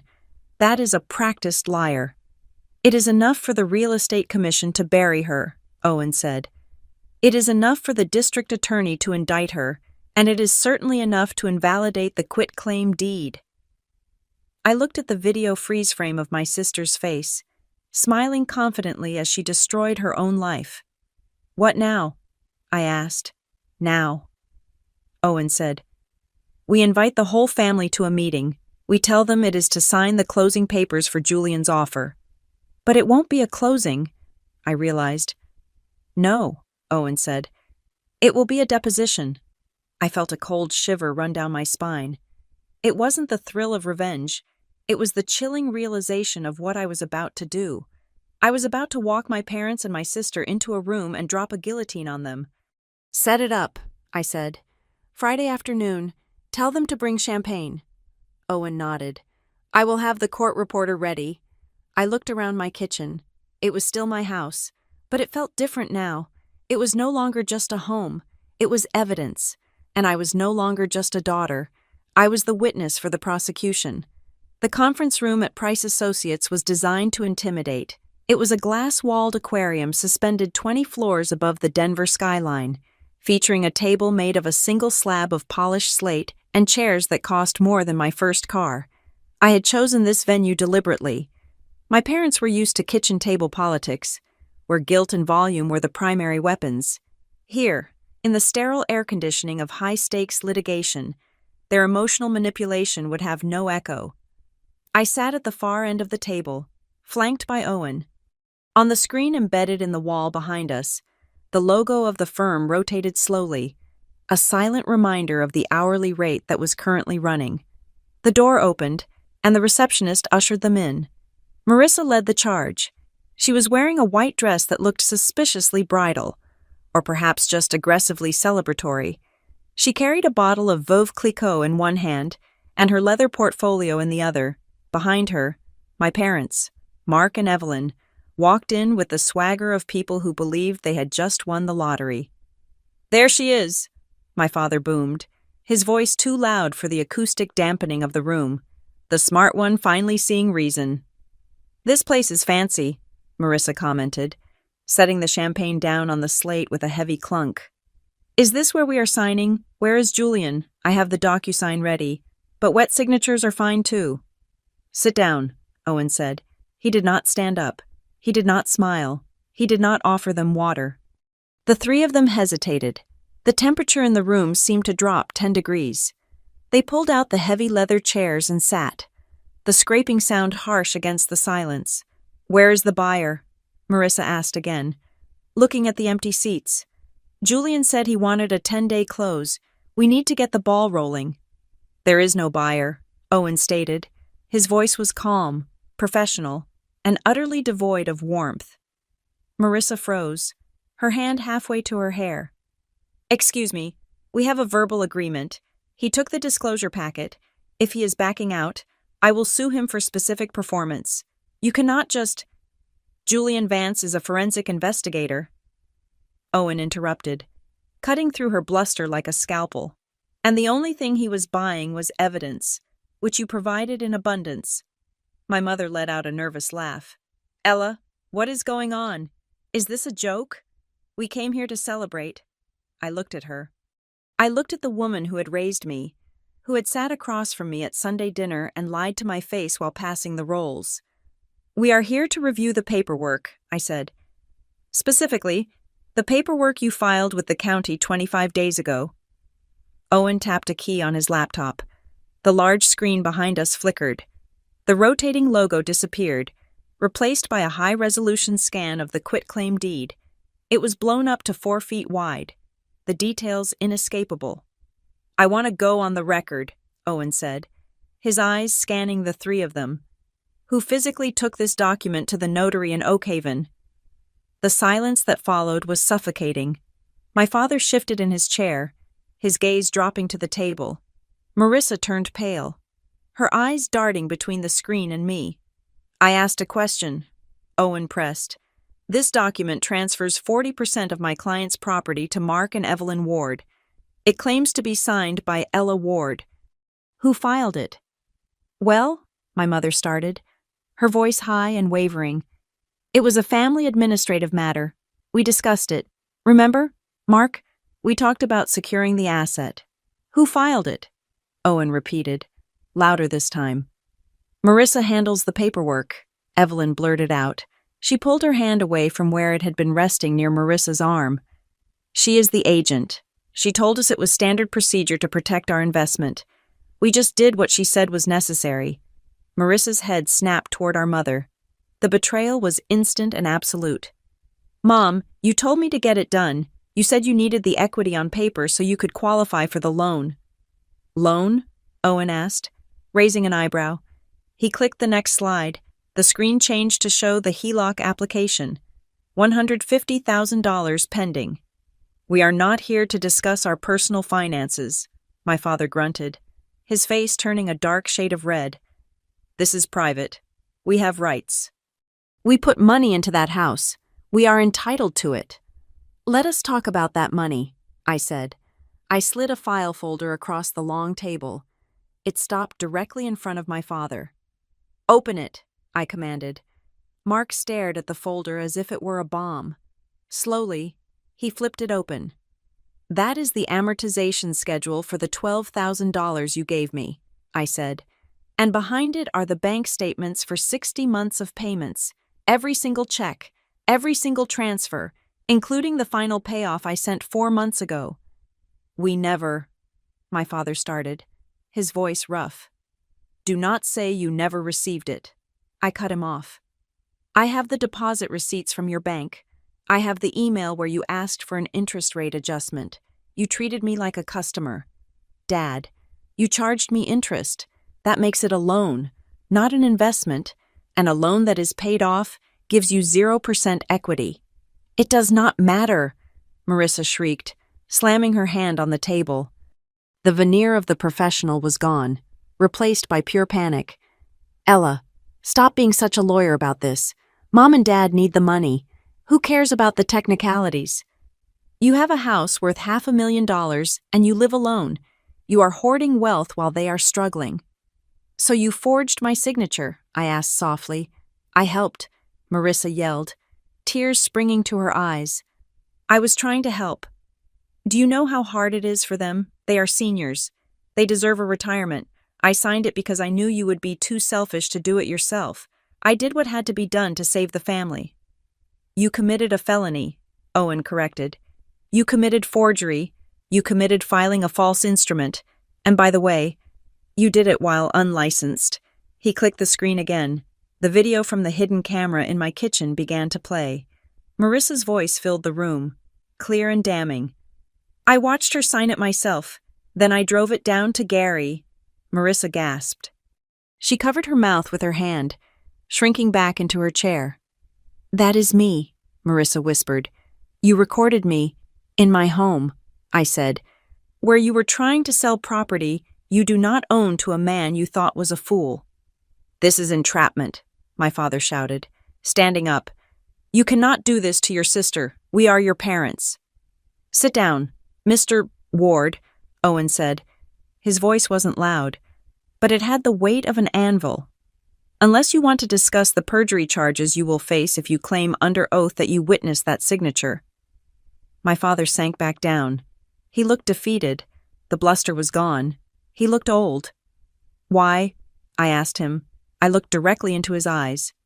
Why $150,000? Why now you have your pension? You have Social Security. You have your house. Why did you need to steal mine? My father looked at my mother. Evelyn was weeping silently, dabbing her eyes with a tissue, refusing to look at anyone. Tell her. Mark, my mother whispered. She's going to send us to jail. Just tell her. My father let out a long, shuddering breath.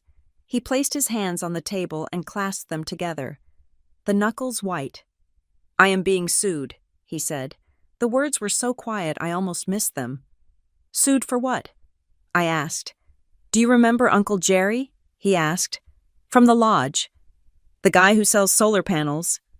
He needed a guarantor, my father said, his voice trembling. For a business loan, 2 years ago, he said it was a sure thing. Government contracts, easy money. I co-signed. I closed my eyes. I saw it all. The predatory lenders, the smooth-talking friend, the gullible retiree who wanted to feel important. He defaulted, I guessed. He disappeared, my father corrected. 6 months ago, the bank came after me. They are calling the note, $140,000, plus legal fees. If I do not pay, they are going to put a lien on our house. They are going to take your mother's car. They are going to garnish my pension. He looked up at me, his eyes wet. We were going to lose everything, Ella, everything we worked for. So you decided to take what I worked for instead, I said.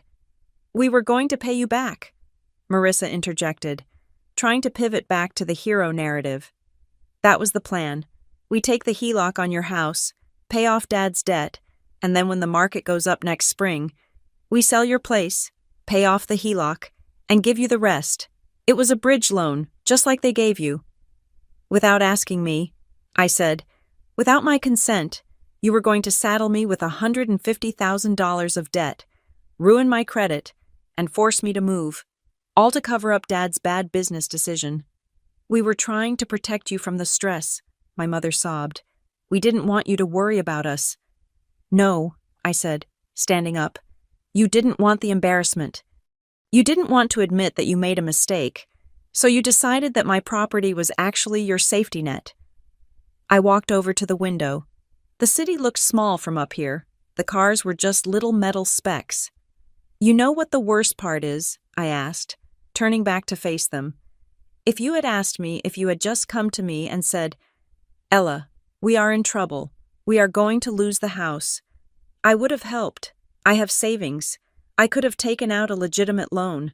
I would have done it because I loved you. They looked up, hope flickering in their eyes. But you didn't ask, I continued, my voice hardening into steel. You stole, you lied, you forged, you brought a stranger into my home to photograph my bedroom. You tried to gaslight me into believing I owed you. Ella, please, my father pleaded. I am scared. I cannot be homeless at 70. You won't be homeless, I said. But you are not getting my house, I nodded to Owen. Here is the situation, Owen said, sliding a new document across the table. It was a settlement agreement. We have prepared a revocation of the quitclaim deed. You are going to sign it right now, in front of a legitimate notary I have waiting in the next room. This will restore the title to Ella Ward as the sole owner. Okay, my father said quickly. We will sign. Immediately. Second, Owen continued, Marissa, you are going to sign a voluntary surrender of your real estate license. I know it is already inactive, but this prevents you from ever renewing it. You are done in this industry. What? Marissa gasped. No, that is my career. That is how I make a living. You don't make a living, I said brutally. You have zero income and a mountain of debt, and you use your license to commit fraud. Sign it, or we send the video to the district attorney. Marissa looked at the champagne bottle she had brought. The celebration was dead. She looked at Owen, who was holding his phone, ready to hit send on an email that would destroy her. Fine, she spat. I will sign. And third, Owen said, looking at my parents. The HELOC application. You are going to withdraw it formally, and you are going to sign an affidavit stating that the previous application contained false information regarding ownership. But the debt, my father whispered. The lawsuit. What do I do? That is not my client's problem, Owen said cold-heartedly. However, because Ella is more generous than I advised her to be. He looked at me. I took a deep breath. I will not give you money, I said, but I will pay for a bankruptcy attorney, a real one, not one of your friends from the lodge. You can file for Chapter 13. You can restructure the debt. You might save your house, but you have to do it legally, and you have to do it without me. Bankruptcy. My mother looked horrified. But the neighbors, the shame. The shame is better than prison, I said. And make no mistake, if you ever try to touch my title again, if I ever see another document with my name on it that I didn't sign, I will not call Owen, I will call the police, and I will press charges. Is that clear? My father nodded slowly. He looked at the amortization schedule of the $12,000, the money he had used to justify his entitlement. He pushed it away. It is clear, he said. Good, Owen said. He pressed a button on the intercom. Send in the notary. The door opened. A woman in a gray suit walked in with a stamp and a logbook. I watched as they signed. I watched my father's hand shake as he signed the deed revocation. I watched Marissa cry silent, angry tears as she signed the surrender of her license. I watched my mother look at the floor, unable to meet my gaze. They had walked in as a united front, arrogant and entitled. They were leaving as three broken individuals. Stripped of their delusions, I didn't feel happy. I didn't feel triumphant. I felt a profound, hollow sadness. I had saved my house. I had protected my future. But I had lost the illusion that I had a family who cared about me more than they cared about their own survival. When the last signature was dried, I stood up. You can leave now, I said. Ella, my mother said, standing up shakily. Sunday dinner, we can just talk. No, I said. I think I will be eating alone for a while. They shuffled out of the room. Marissa forgot her champagne. It sat on the table, warm and unopened, a monument to a victory that never happened. Owen closed the folder. You handled that well. Did I asked, looking at the empty chairs. You established boundaries, Owen said. It is painful, but it is necessary. They were drowning, Ella, and they were climbing on your shoulders to breathe. I nodded. I looked at the screen, where the image of the forged deed was still displayed. Delete it, I said. Delete it all. Done, Owen said. But I knew that while the file could be deleted, the memory of seeing my own parents rationalize my destruction would stay with me forever. I had my house, but the home I thought I had grown up in, that was gone. The days following the confrontation in Owen's office should have felt like a victory lap. I had the confession. I had the signed revocation. I had stopped the immediate theft of my equity. But victory in a family war does not feel like winning. It feels like surviving a car crash where you are the only one who walked away. But you still have to look at the wreckage. Owen was ruthless in his efficiency.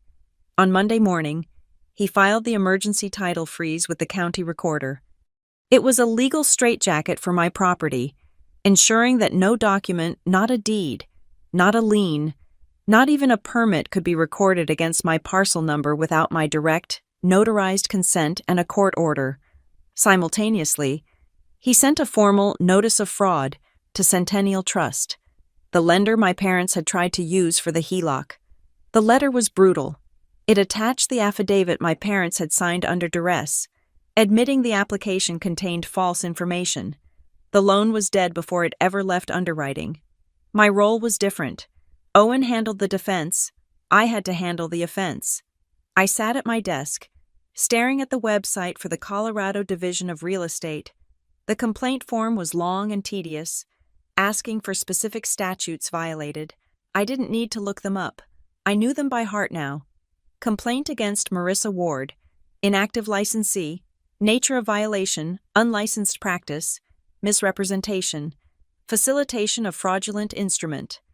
I uploaded the video file of Marissa claiming to be licensed and in good standing. I uploaded the email where she conspired with the notary. Clicking submit felt like pulling a trigger. I wasn't just reporting a bad agent, I was ending my sister's career. I was taking the thing she defined herself by her status, her top producer persona, and I was dismantling it. Next came the police report. Owen had advised me to update the initial report with the new evidence. I went to the station in person. The desk sergeant, a tired-looking man named Officer Miller, looked at the stack of documents I placed on the counter. "This is the supplemental," he asked. "Yes," I said, "including a confession regarding the forgery." He flipped through the transcript Owen's paralegal had prepared. "Your sister?" he asked, looking up. "Yes." "And your parents?" "Yes." He shook his head. "Cold world. Ms. Ward. Very cold." He stamped the file. "Received." That stamp was the line in the sand. It moved the issue from civil dispute to criminal investigation. The police might not arrest them today, but the file was open. If they ever tried this again, if they ever scammed another person, this record would be there waiting for them. The backlash was immediate.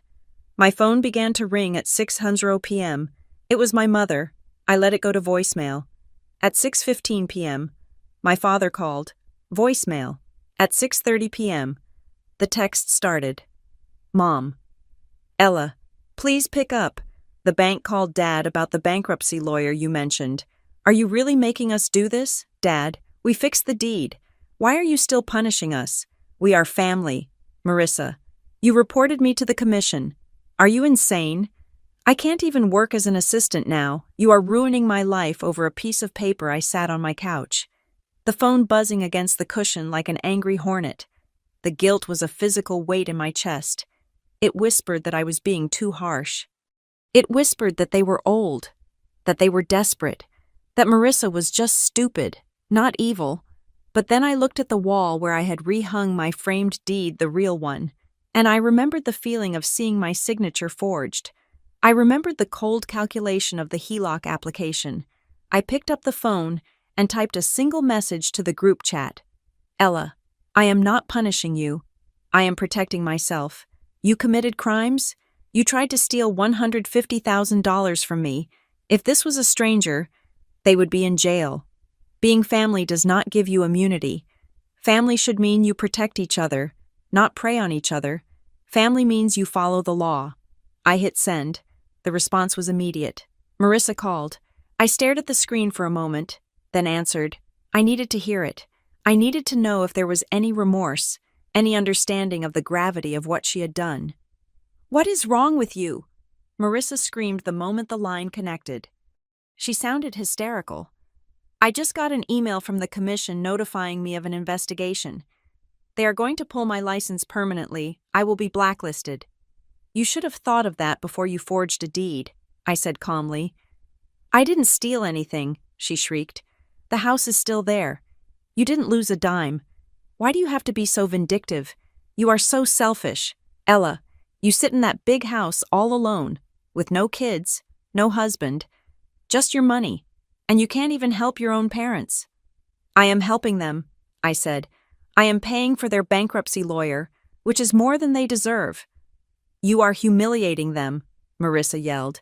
"And you are destroying me. I have debts. Ella, I have car payments. How am I supposed to pay them if I can't sell houses?" "Maybe you should sell the Audi," I suggested. "Or maybe you should get a job that doesn't require a license you clearly don't respect." "You are a monster," she spat. "You think you are so superior with your compliance job and your rules, but you are empty. You have no heart." "I have a heart," I said, my voice trembling slightly. "It is just broken, because my sister looked at me and saw a paycheck. I saw a way out," she cried. "We were all drowning. You were the only one with a life raft, and you wouldn't share it." "I wasn't a life raft," I said. "I was a victim, and you weren't asking for help. You were looting."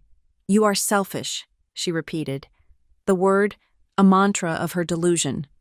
"Selfish, selfish, selfish. You hold on to that house like it is a person. It is just wood and brick. And you are holding on to a fake reality," I said. You are holding on to a status you didn't earn, and you were holding on to my house with a fake piece of paper." I hung up. I blocked her number. I sat in the silence, the echo of her accusations bouncing around the room. Selfish. Was it selfish to want to keep the home I paid for? Was it selfish to refuse to be the collateral for my father's bad debts? No. That was the gaslighting. That was the weapon they used to keep me compliant. My phone buzzed again. It was Owen. "Owen, new development.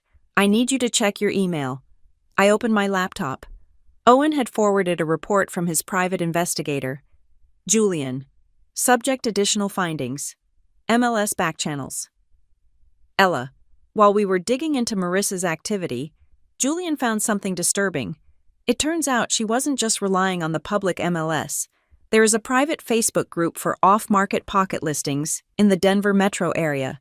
It is used by wholesalers and flippers to move properties quickly, usually for cash, bypassing the standard market scrutiny. Attached is a screenshot from 4 days ago. I opened the attachment. It was a post from Sarah Jenkins, the profile Marissa was using. Post hot off-market deal in Westbridge. 3-bed, 2-bath. Motivated sellers. Title issues being resolved. Seeking cash buyer, willing to close with quitclaim. Price $480K for quick sale. DM for details. $480,000. She was willing to sell it for $40,000 less than the market value she had quoted me. She was discounting my home to move it fast, specifically targeting cash buyers who were willing to overlook title issues. The date on the post was 2 days before the Sunday dinner. They had been trying to sell it out from under me before they even told me they wanted to sell it. They were actively marketing it to sharks. If one of those cash buyers had bitten, if they had found someone shady enough to accept the forged deed, I could have come home from work to find the locks changed and a stranger living in my living room. This wasn't just a desperate scramble. This was a premeditated liquidation. I felt a cold sweat break out on my neck. The betrayal went deeper than I thought. They weren't just incompetent, they were malicious.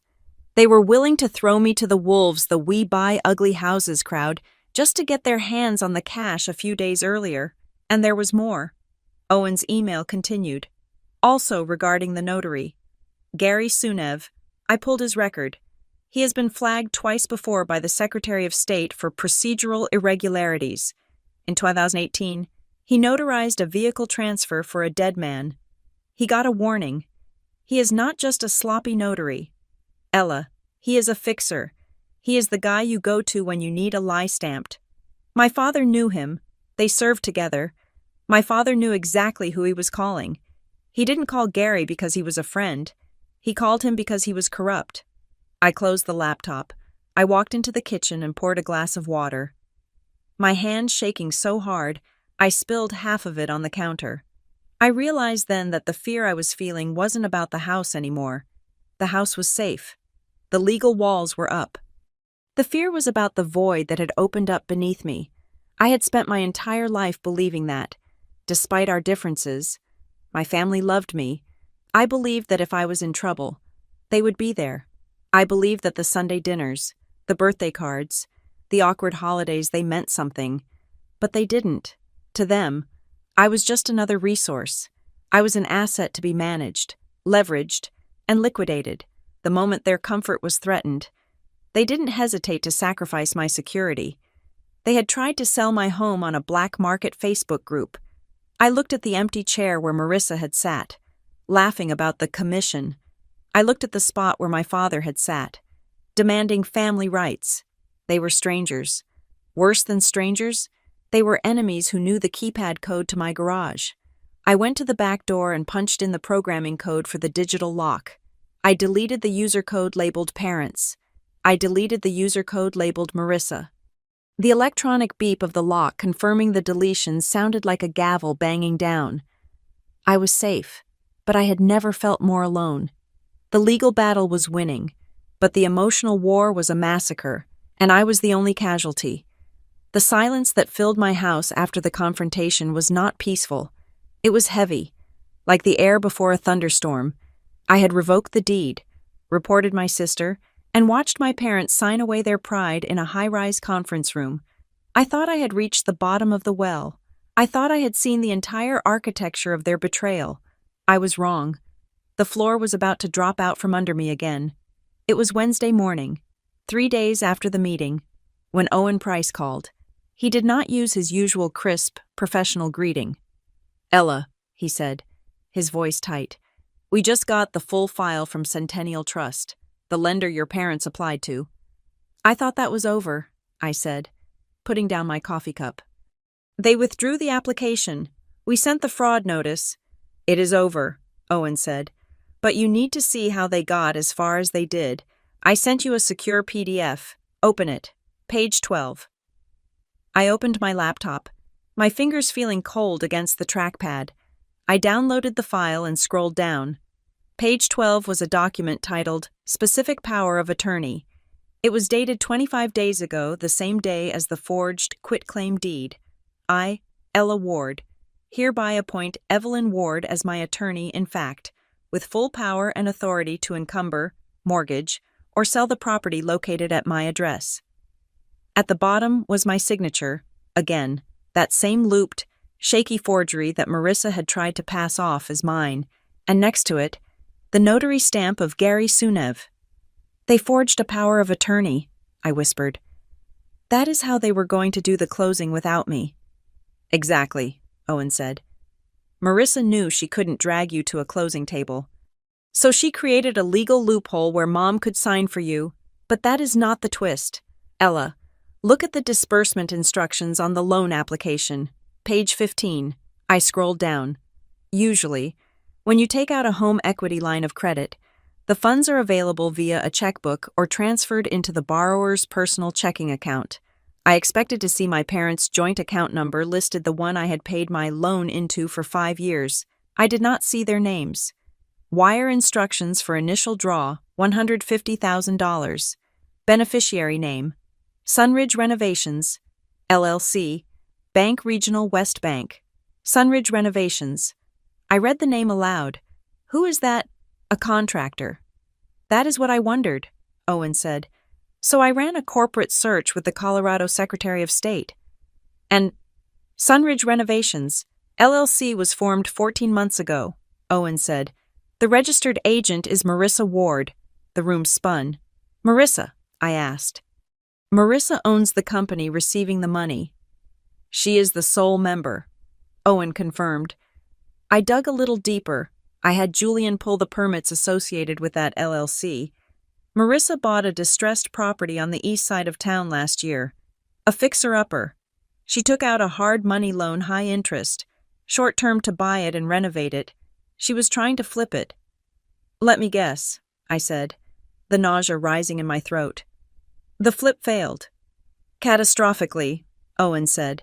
The project is stalled. There are stop work orders from the city for unpermitted electrical work, and there are 3 mechanics' liens filed against the property from unpaid contractors. She owes the hard money lender a balloon payment of $120,000 that was due last month. She is facing foreclosure on her investment property. I sat back, staring at the screen.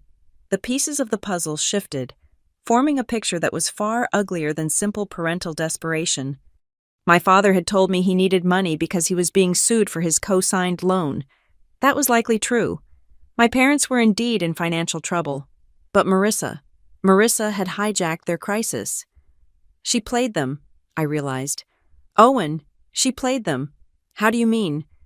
Dad needed money for his lawsuit, I reasoned, my mind racing through the logic of the con. He was panicked. Marissa stepped in as the savior.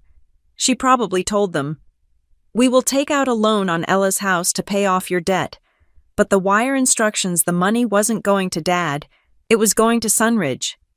She was going to pay off her own hard money loan first, Owen surmised. She probably promised them she would finish her flip, sell it for a profit, and then give them the cash for Dad's lawsuit. She was using your equity to bail out her failed business, using Dad's panic as the moral justification. She used my parents as a shield, I said. The anger that flared in me was white hot. She knew I would hesitate to sue Mom and Dad. She knew I would feel guilty about Dad's retirement, so she put their names on the quitclaim.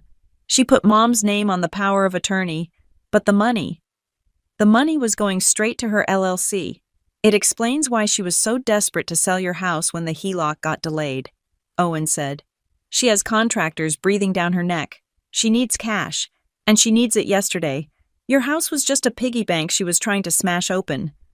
I looked at the wire instruction again. Sunridge Renovations, a generic name designed to look like a legitimate vendor. My parents probably didn't even read the fine print. Marissa likely told them, "Oh, that is just the escrow company," or "That is the account we use for tax purposes." And they believed her, because she was the successful one, the top producer. "She didn't just steal my identity," I said, my voice shaking. "She embezzled from our parents. She set them up to take the fall for a felony so she could pay off her bad real estate gamble." "It changes the narrative," Owen said. "Your parents are co-conspirators. Yes, they signed the documents, but Marissa is the architect. This is sophisticated fraud. Ella, she created a shell company, forged a power of attorney, and manipulated two elderly people into committing a crime to cover her own insolvency." "I want to see the property," I said suddenly. "What?" "The flip," I said. "The house she bought. I want to see what my life was being sold to pay for." "I will send you the address," Owen said, "but do not get out of the car, and do not engage." 40 minutes later, I parked my sedan across the street from a dilapidated ranch-style house on the east side of Westbridge. The address matched the one Owen had sent for Sunridge Renovations. It was a wreck. A dumpster sat in the driveway, overflowing with debris. The windows were covered in plywood. A bright orange sticker was slapped on the front door. "Stop work order. Code violation." This was it. This was Marissa's empire. This was the top producer lifestyle. A half-finished, rotting house that she couldn't afford to fix and couldn't afford to sell. I imagined my sister standing in this driveway, looking at this disaster, and realizing she was ruined. And instead of owning it, instead of declaring bankruptcy or asking for help, she turned her eyes toward my home. She looked at my stability, my paid-off renovations, my clean title, and she decided she was entitled to burn it all down to save herself. I looked at the house, and I didn't see a business failure. I saw malice. My phone rang. It was my mother. I stared at the screen. I hadn't spoken to her since they left the office. I took a deep breath and answered. "Ella." Her voice was small, fearful. "I know about Sunridge Renovations," I said. I didn't say hello. I went straight for the jugular. There was a silence on the other end, a long, confused silence. "Sun what?" Evelyn asked. "What is that?" "The company Marissa set up," I said. "The company that was going to receive the $150,000 from the loan on my house. Did you know the money was going there?" "No," Mom said, her voice trembling. "Marissa said she said the money would go into an escrow account. She said she would manage it to pay off your father's settlement and then invest the rest to pay back the loan." "She lied to you, Mom," I said. "Sunridge is her failed house-flipping business. She has liens on a property across town. She owes over $100,000 to hard money lenders. She wasn't taking the money to help Dad.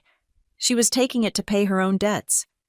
That cannot be true," my mother stammered. "She is doing so well. She just bought a new car." "She is broke," I said. "She is unlicensed. She is drowning in debt. And she used you.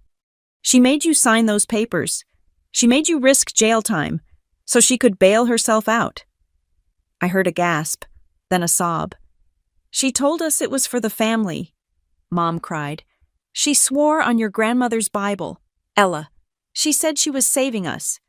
"She was saving herself," I said. "She threw me under the bus, and she used you to drive it." "I have to call her," Mom said, panic rising in her voice. "I have to ask her." "Do not call her," I commanded. "If you call her, she will lie. She will spin it. She will tell you I am jealous or crazy. You need to listen to me. I am the one with the documents. I am the one with the truth." "What are you going to do?" Mom whispered. "I am going to finish it," I said. Owen is preparing the final file for the real estate commission and the district attorney. We have the video of her confession. We have the forged power of attorney.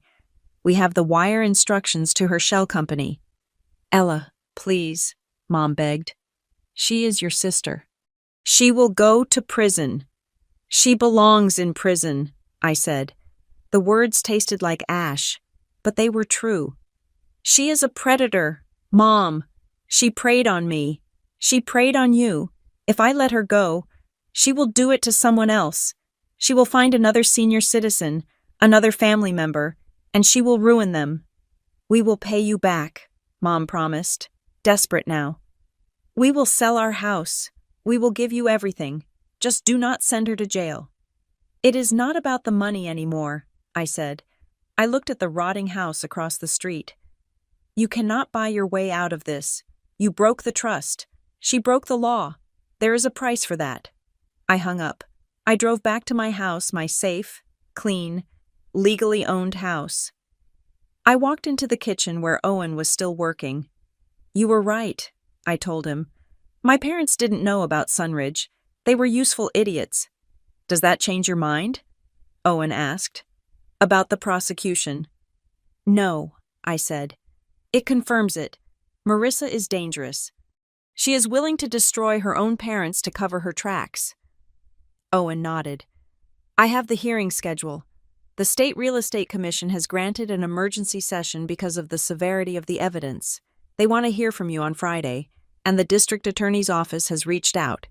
They are interested in the notary fraud and the wire fraud elements. Good, I said. There is one more thing, Owen said. He hesitated, tapping his pen on the desk.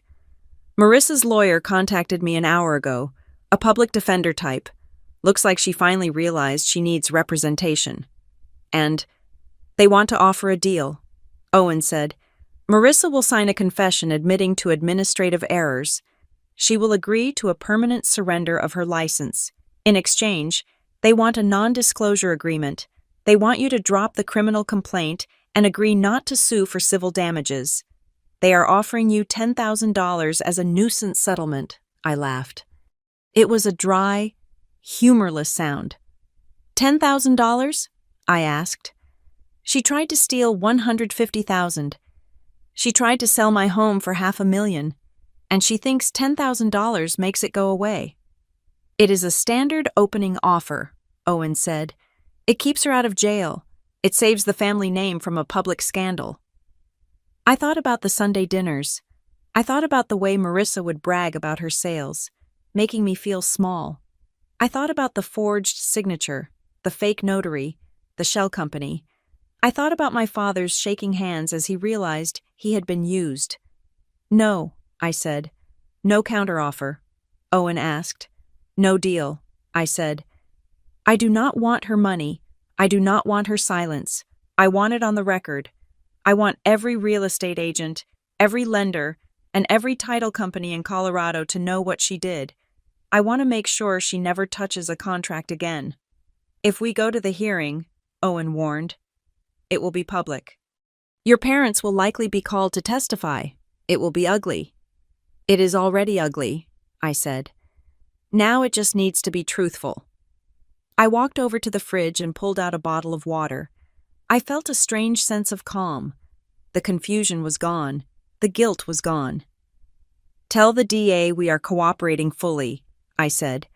Tell the commission I will be there on Friday, and tell Marissa's lawyer that the only thing I will sign is her sentencing transcript. Owen smiled.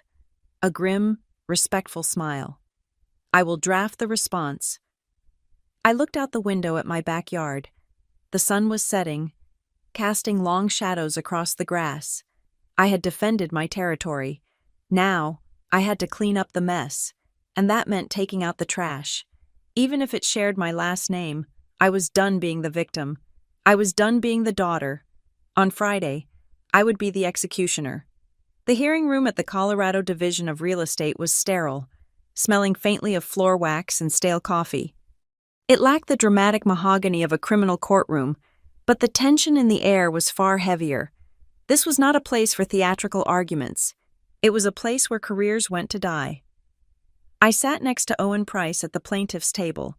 Across the aisle, Marissa sat huddled next to her public defender, a young woman who looked overwhelmed by the sheer volume of evidence stacked against her client. My parents, Mark and Evelyn, sat in the gallery row directly behind Marissa. They looked smaller than I had ever seen them. My father was not wearing his usual confident posture. He was slumped over, staring at his shoes.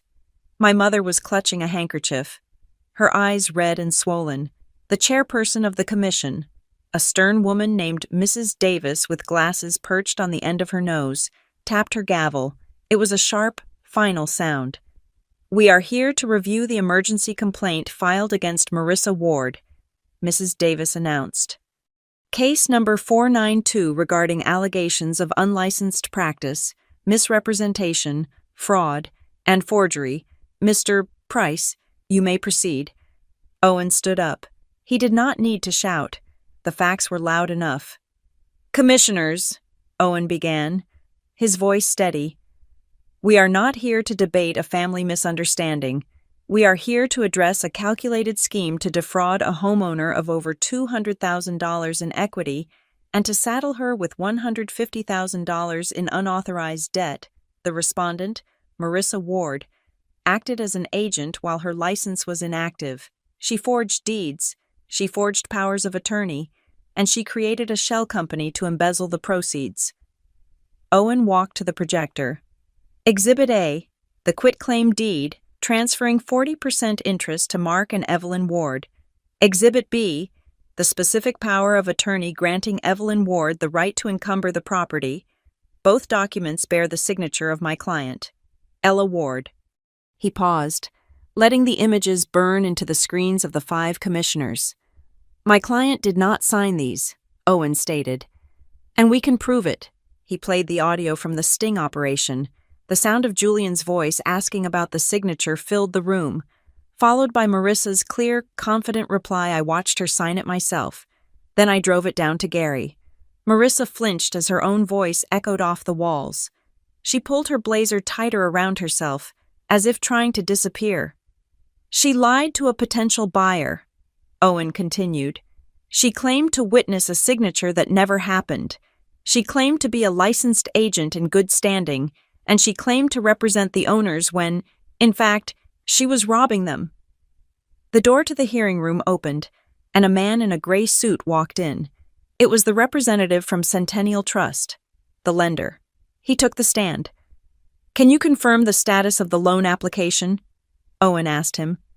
"We had approved a home equity line of credit for $150,000. The banker testified. His tone was grave. "The underwriting was based entirely on the quitclaim deed provided by Ms. Ward. We were 48 hours away from wiring the funds to Sunridge Renovations, LLC. If the fraud alert had not been placed by the real owner, we would have disbursed the money." "And what is the bank's position on this?" Owen asked. "This is mortgage fraud," the banker said flatly. "It is a federal crime. We have already forwarded our file to the FBI." My mother let out a small whimper from the gallery.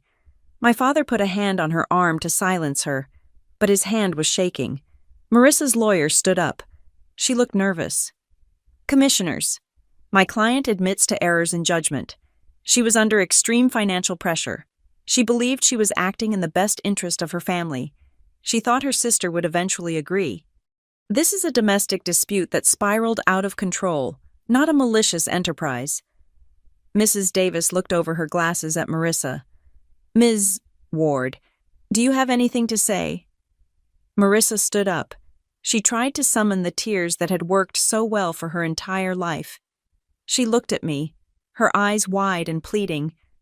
"I just wanted to help my parents," Marissa sobbed, her voice trembling. "My dad was being sued. They were going to lose everything. Ella is successful. She has this big house all to herself. She is so rigid. She wouldn't listen. I just needed to borrow the equity for a few months. I was going to pay it back. I swear." She turned to the commissioners, clasping her hands. "Please, I have been a top producer for 10 years. Real estate is my life. Do not take my license. I made a mistake, but I did it for love. It was a good performance. For a second, I saw a flicker of sympathy in the eyes of one of the younger commissioners, but Owen was not done. "We would like to call our final witness," Owen said. "Mr. Gary Sunev." The air left the room. Marissa froze. She turned around to look at the door, her face draining of all color. Gary walked in. He looked like a man who had not slept in a week. He was wearing a rumpled suit and carrying a lawyer of his own. He had clearly cut a deal. He took the oath. "Mr. Sunev," Owen asked, "you notarized the quitclaim deed and the power of attorney in question. Did Ella Ward appear before you?" Gary looked at me. He looked at Marissa. He swallowed hard. "No," Gary said. "Then who signed the book?" Owen asked. "Marissa came to my office in Oakhaven," Gary said, his voice raspy. "She said her sister was sick and couldn't travel, but she said she brought her—" "She brought her?" Owen repeated. "Who did she bring?" "She brought a woman," Gary said. "Blonde, about 30. She had a fake ID with the name Ella Ward on it. Marissa told me it was her sister. She told me the ID was real. The woman signed the book. Marissa signed as the witness." The room went dead silent. It wasn't just a forged signature. It wasn't just a lie told over the phone. Marissa had hired an imposter. She had found someone, coached them, provided them with a fake ID, and driven them 3 hours to Oakhaven to physically impersonate me. My mother gasped, loud enough to be heard by everyone. "Marissa," she whispered. "You said Ella signed it at the table." Marissa didn't answer. She stared straight ahead. Her jaw locked. "So to be clear," Mrs. Davis said, her voice icy, "the respondent did not just fudge paperwork. She staged a fraudulent signing event with a decoy." "Yes, ma'am," Gary said. "I didn't know until the investigator showed me the real Ella Ward's picture today. That is when I knew I had been played." That was the nail in the coffin. The "I did it for family" defense crumbled instantly. You do not hire an actress and forge government identification cards for family love. You do it for criminal gain. Mrs. Davis didn't even need to consult with the other commissioners. She wrote something on her notepad and looked up. "The commission has heard enough," she said. She looked at Marissa with pure disgust. "Marissa Ward, your license is hereby revoked, not suspended, revoked. You are permanently barred from holding a real estate license in the state of Colorado. Furthermore, given the testimony regarding identity theft and wire fraud, we are formally referring this matter to the district attorney's office with a recommendation for prosecution. You are fined the maximum administrative penalty of $10,000 per violation. That is a total of $40,000. She banged the gavel. "This hearing is adjourned." Marissa collapsed into her chair. She put her head in her hands. She didn't look at me. She didn't look at our parents. She was alone in the wreckage she had built. I stood up. I felt light. The weight of the last week, the weight of the betrayal, lifted off my shoulders. I walked out of the hearing room. Owen followed me. My parents hurried after us, catching up in the hallway near the elevators. "Ella," my father called out. His voice was cracked. I turned around. They looked at me. And then they looked at Owen, and then they looked back at me. They finally understood. They understood that they were not the owners. They were not the partners. They were the victims of their own daughter, and they had almost helped her destroy me. "She hired someone," my mother whispered, tears streaming down her face. "She hired someone to pretend to be you." "Yes," I said. "She planned it. Mom, she planned it weeks ago. While you were inviting me to dinner, while you were asking me about my job." "We didn't know," my father said. He reached out a hand, but he didn't dare touch me. "Ella, you have to believe us. We thought we were just claiming what was fair. We didn't know about the fake ID. We didn't know about the shell company." "I believe you didn't know the details," I said. "But you knew you were taking my house. You knew you were forcing me, and that was enough." "What do we do now?" Mom asked. "The bank, the lawsuit." "You call the bankruptcy lawyer," I said, And you deal with it. You are adults. Can we come over? Dad asked. Can we just sit down as a family? I looked at them. I looked at the people who had raised me, who had taught me to be honest, and who had thrown all of that away for a quick payout. No, I said. The word hung in the air, sharp and final. For the next 6 months, I said. Any communication goes through Owen. Do not call me, do not text me, and do not come to my house. Ella, please, Mom sobbed. You are our daughter. I am, I said. And that is the only reason I am not pressing charges against you for signing that power of attorney. Go home, Mom. Take care of Dad. And let me heal. I turned and walked into the elevator. Owen stepped in beside me and pressed the button for the lobby. The doors slid shut, cutting off the image of my parents standing in the hallway, looking lost and broken. That evening, I stood in my home office. The house was quiet. The cameras were gone. The buyer was gone. The threat was gone.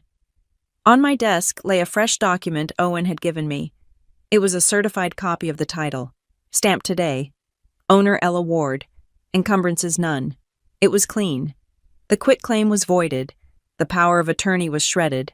The HELOC was closed. The warning flag on the title meant that no one, not my parents, not my sister, not even me, could sell this house without a mountain of verification. I took the document and placed it in a simple black frame. I walked to the wall where I kept my diplomas and my certifications. I hammered a nail into the stud. I hung the deed right in the center. It wasn't a trophy. It wasn't a symbol of wealth. It was a reminder. It was a reminder that blood is not a binding contract. It was a reminder that people, even the ones who are supposed to love you, will show you who they really are when money is on the table. My sister had lost her career. My parents had lost their dignity. And I had lost the illusion of a happy family. But as I looked at that piece of paper, stamped with the seal of the county recorder, I felt a profound sense of peace. I had kept the one thing that actually belonged to me. I had kept my self-respect. And in a world full of forgery and fake smiles, that was the most valuable asset of all. I turned off the light and walked out of the office, closing the door firmly behind me. The lock clicked into place, and for the first time in weeks, I felt truly safe.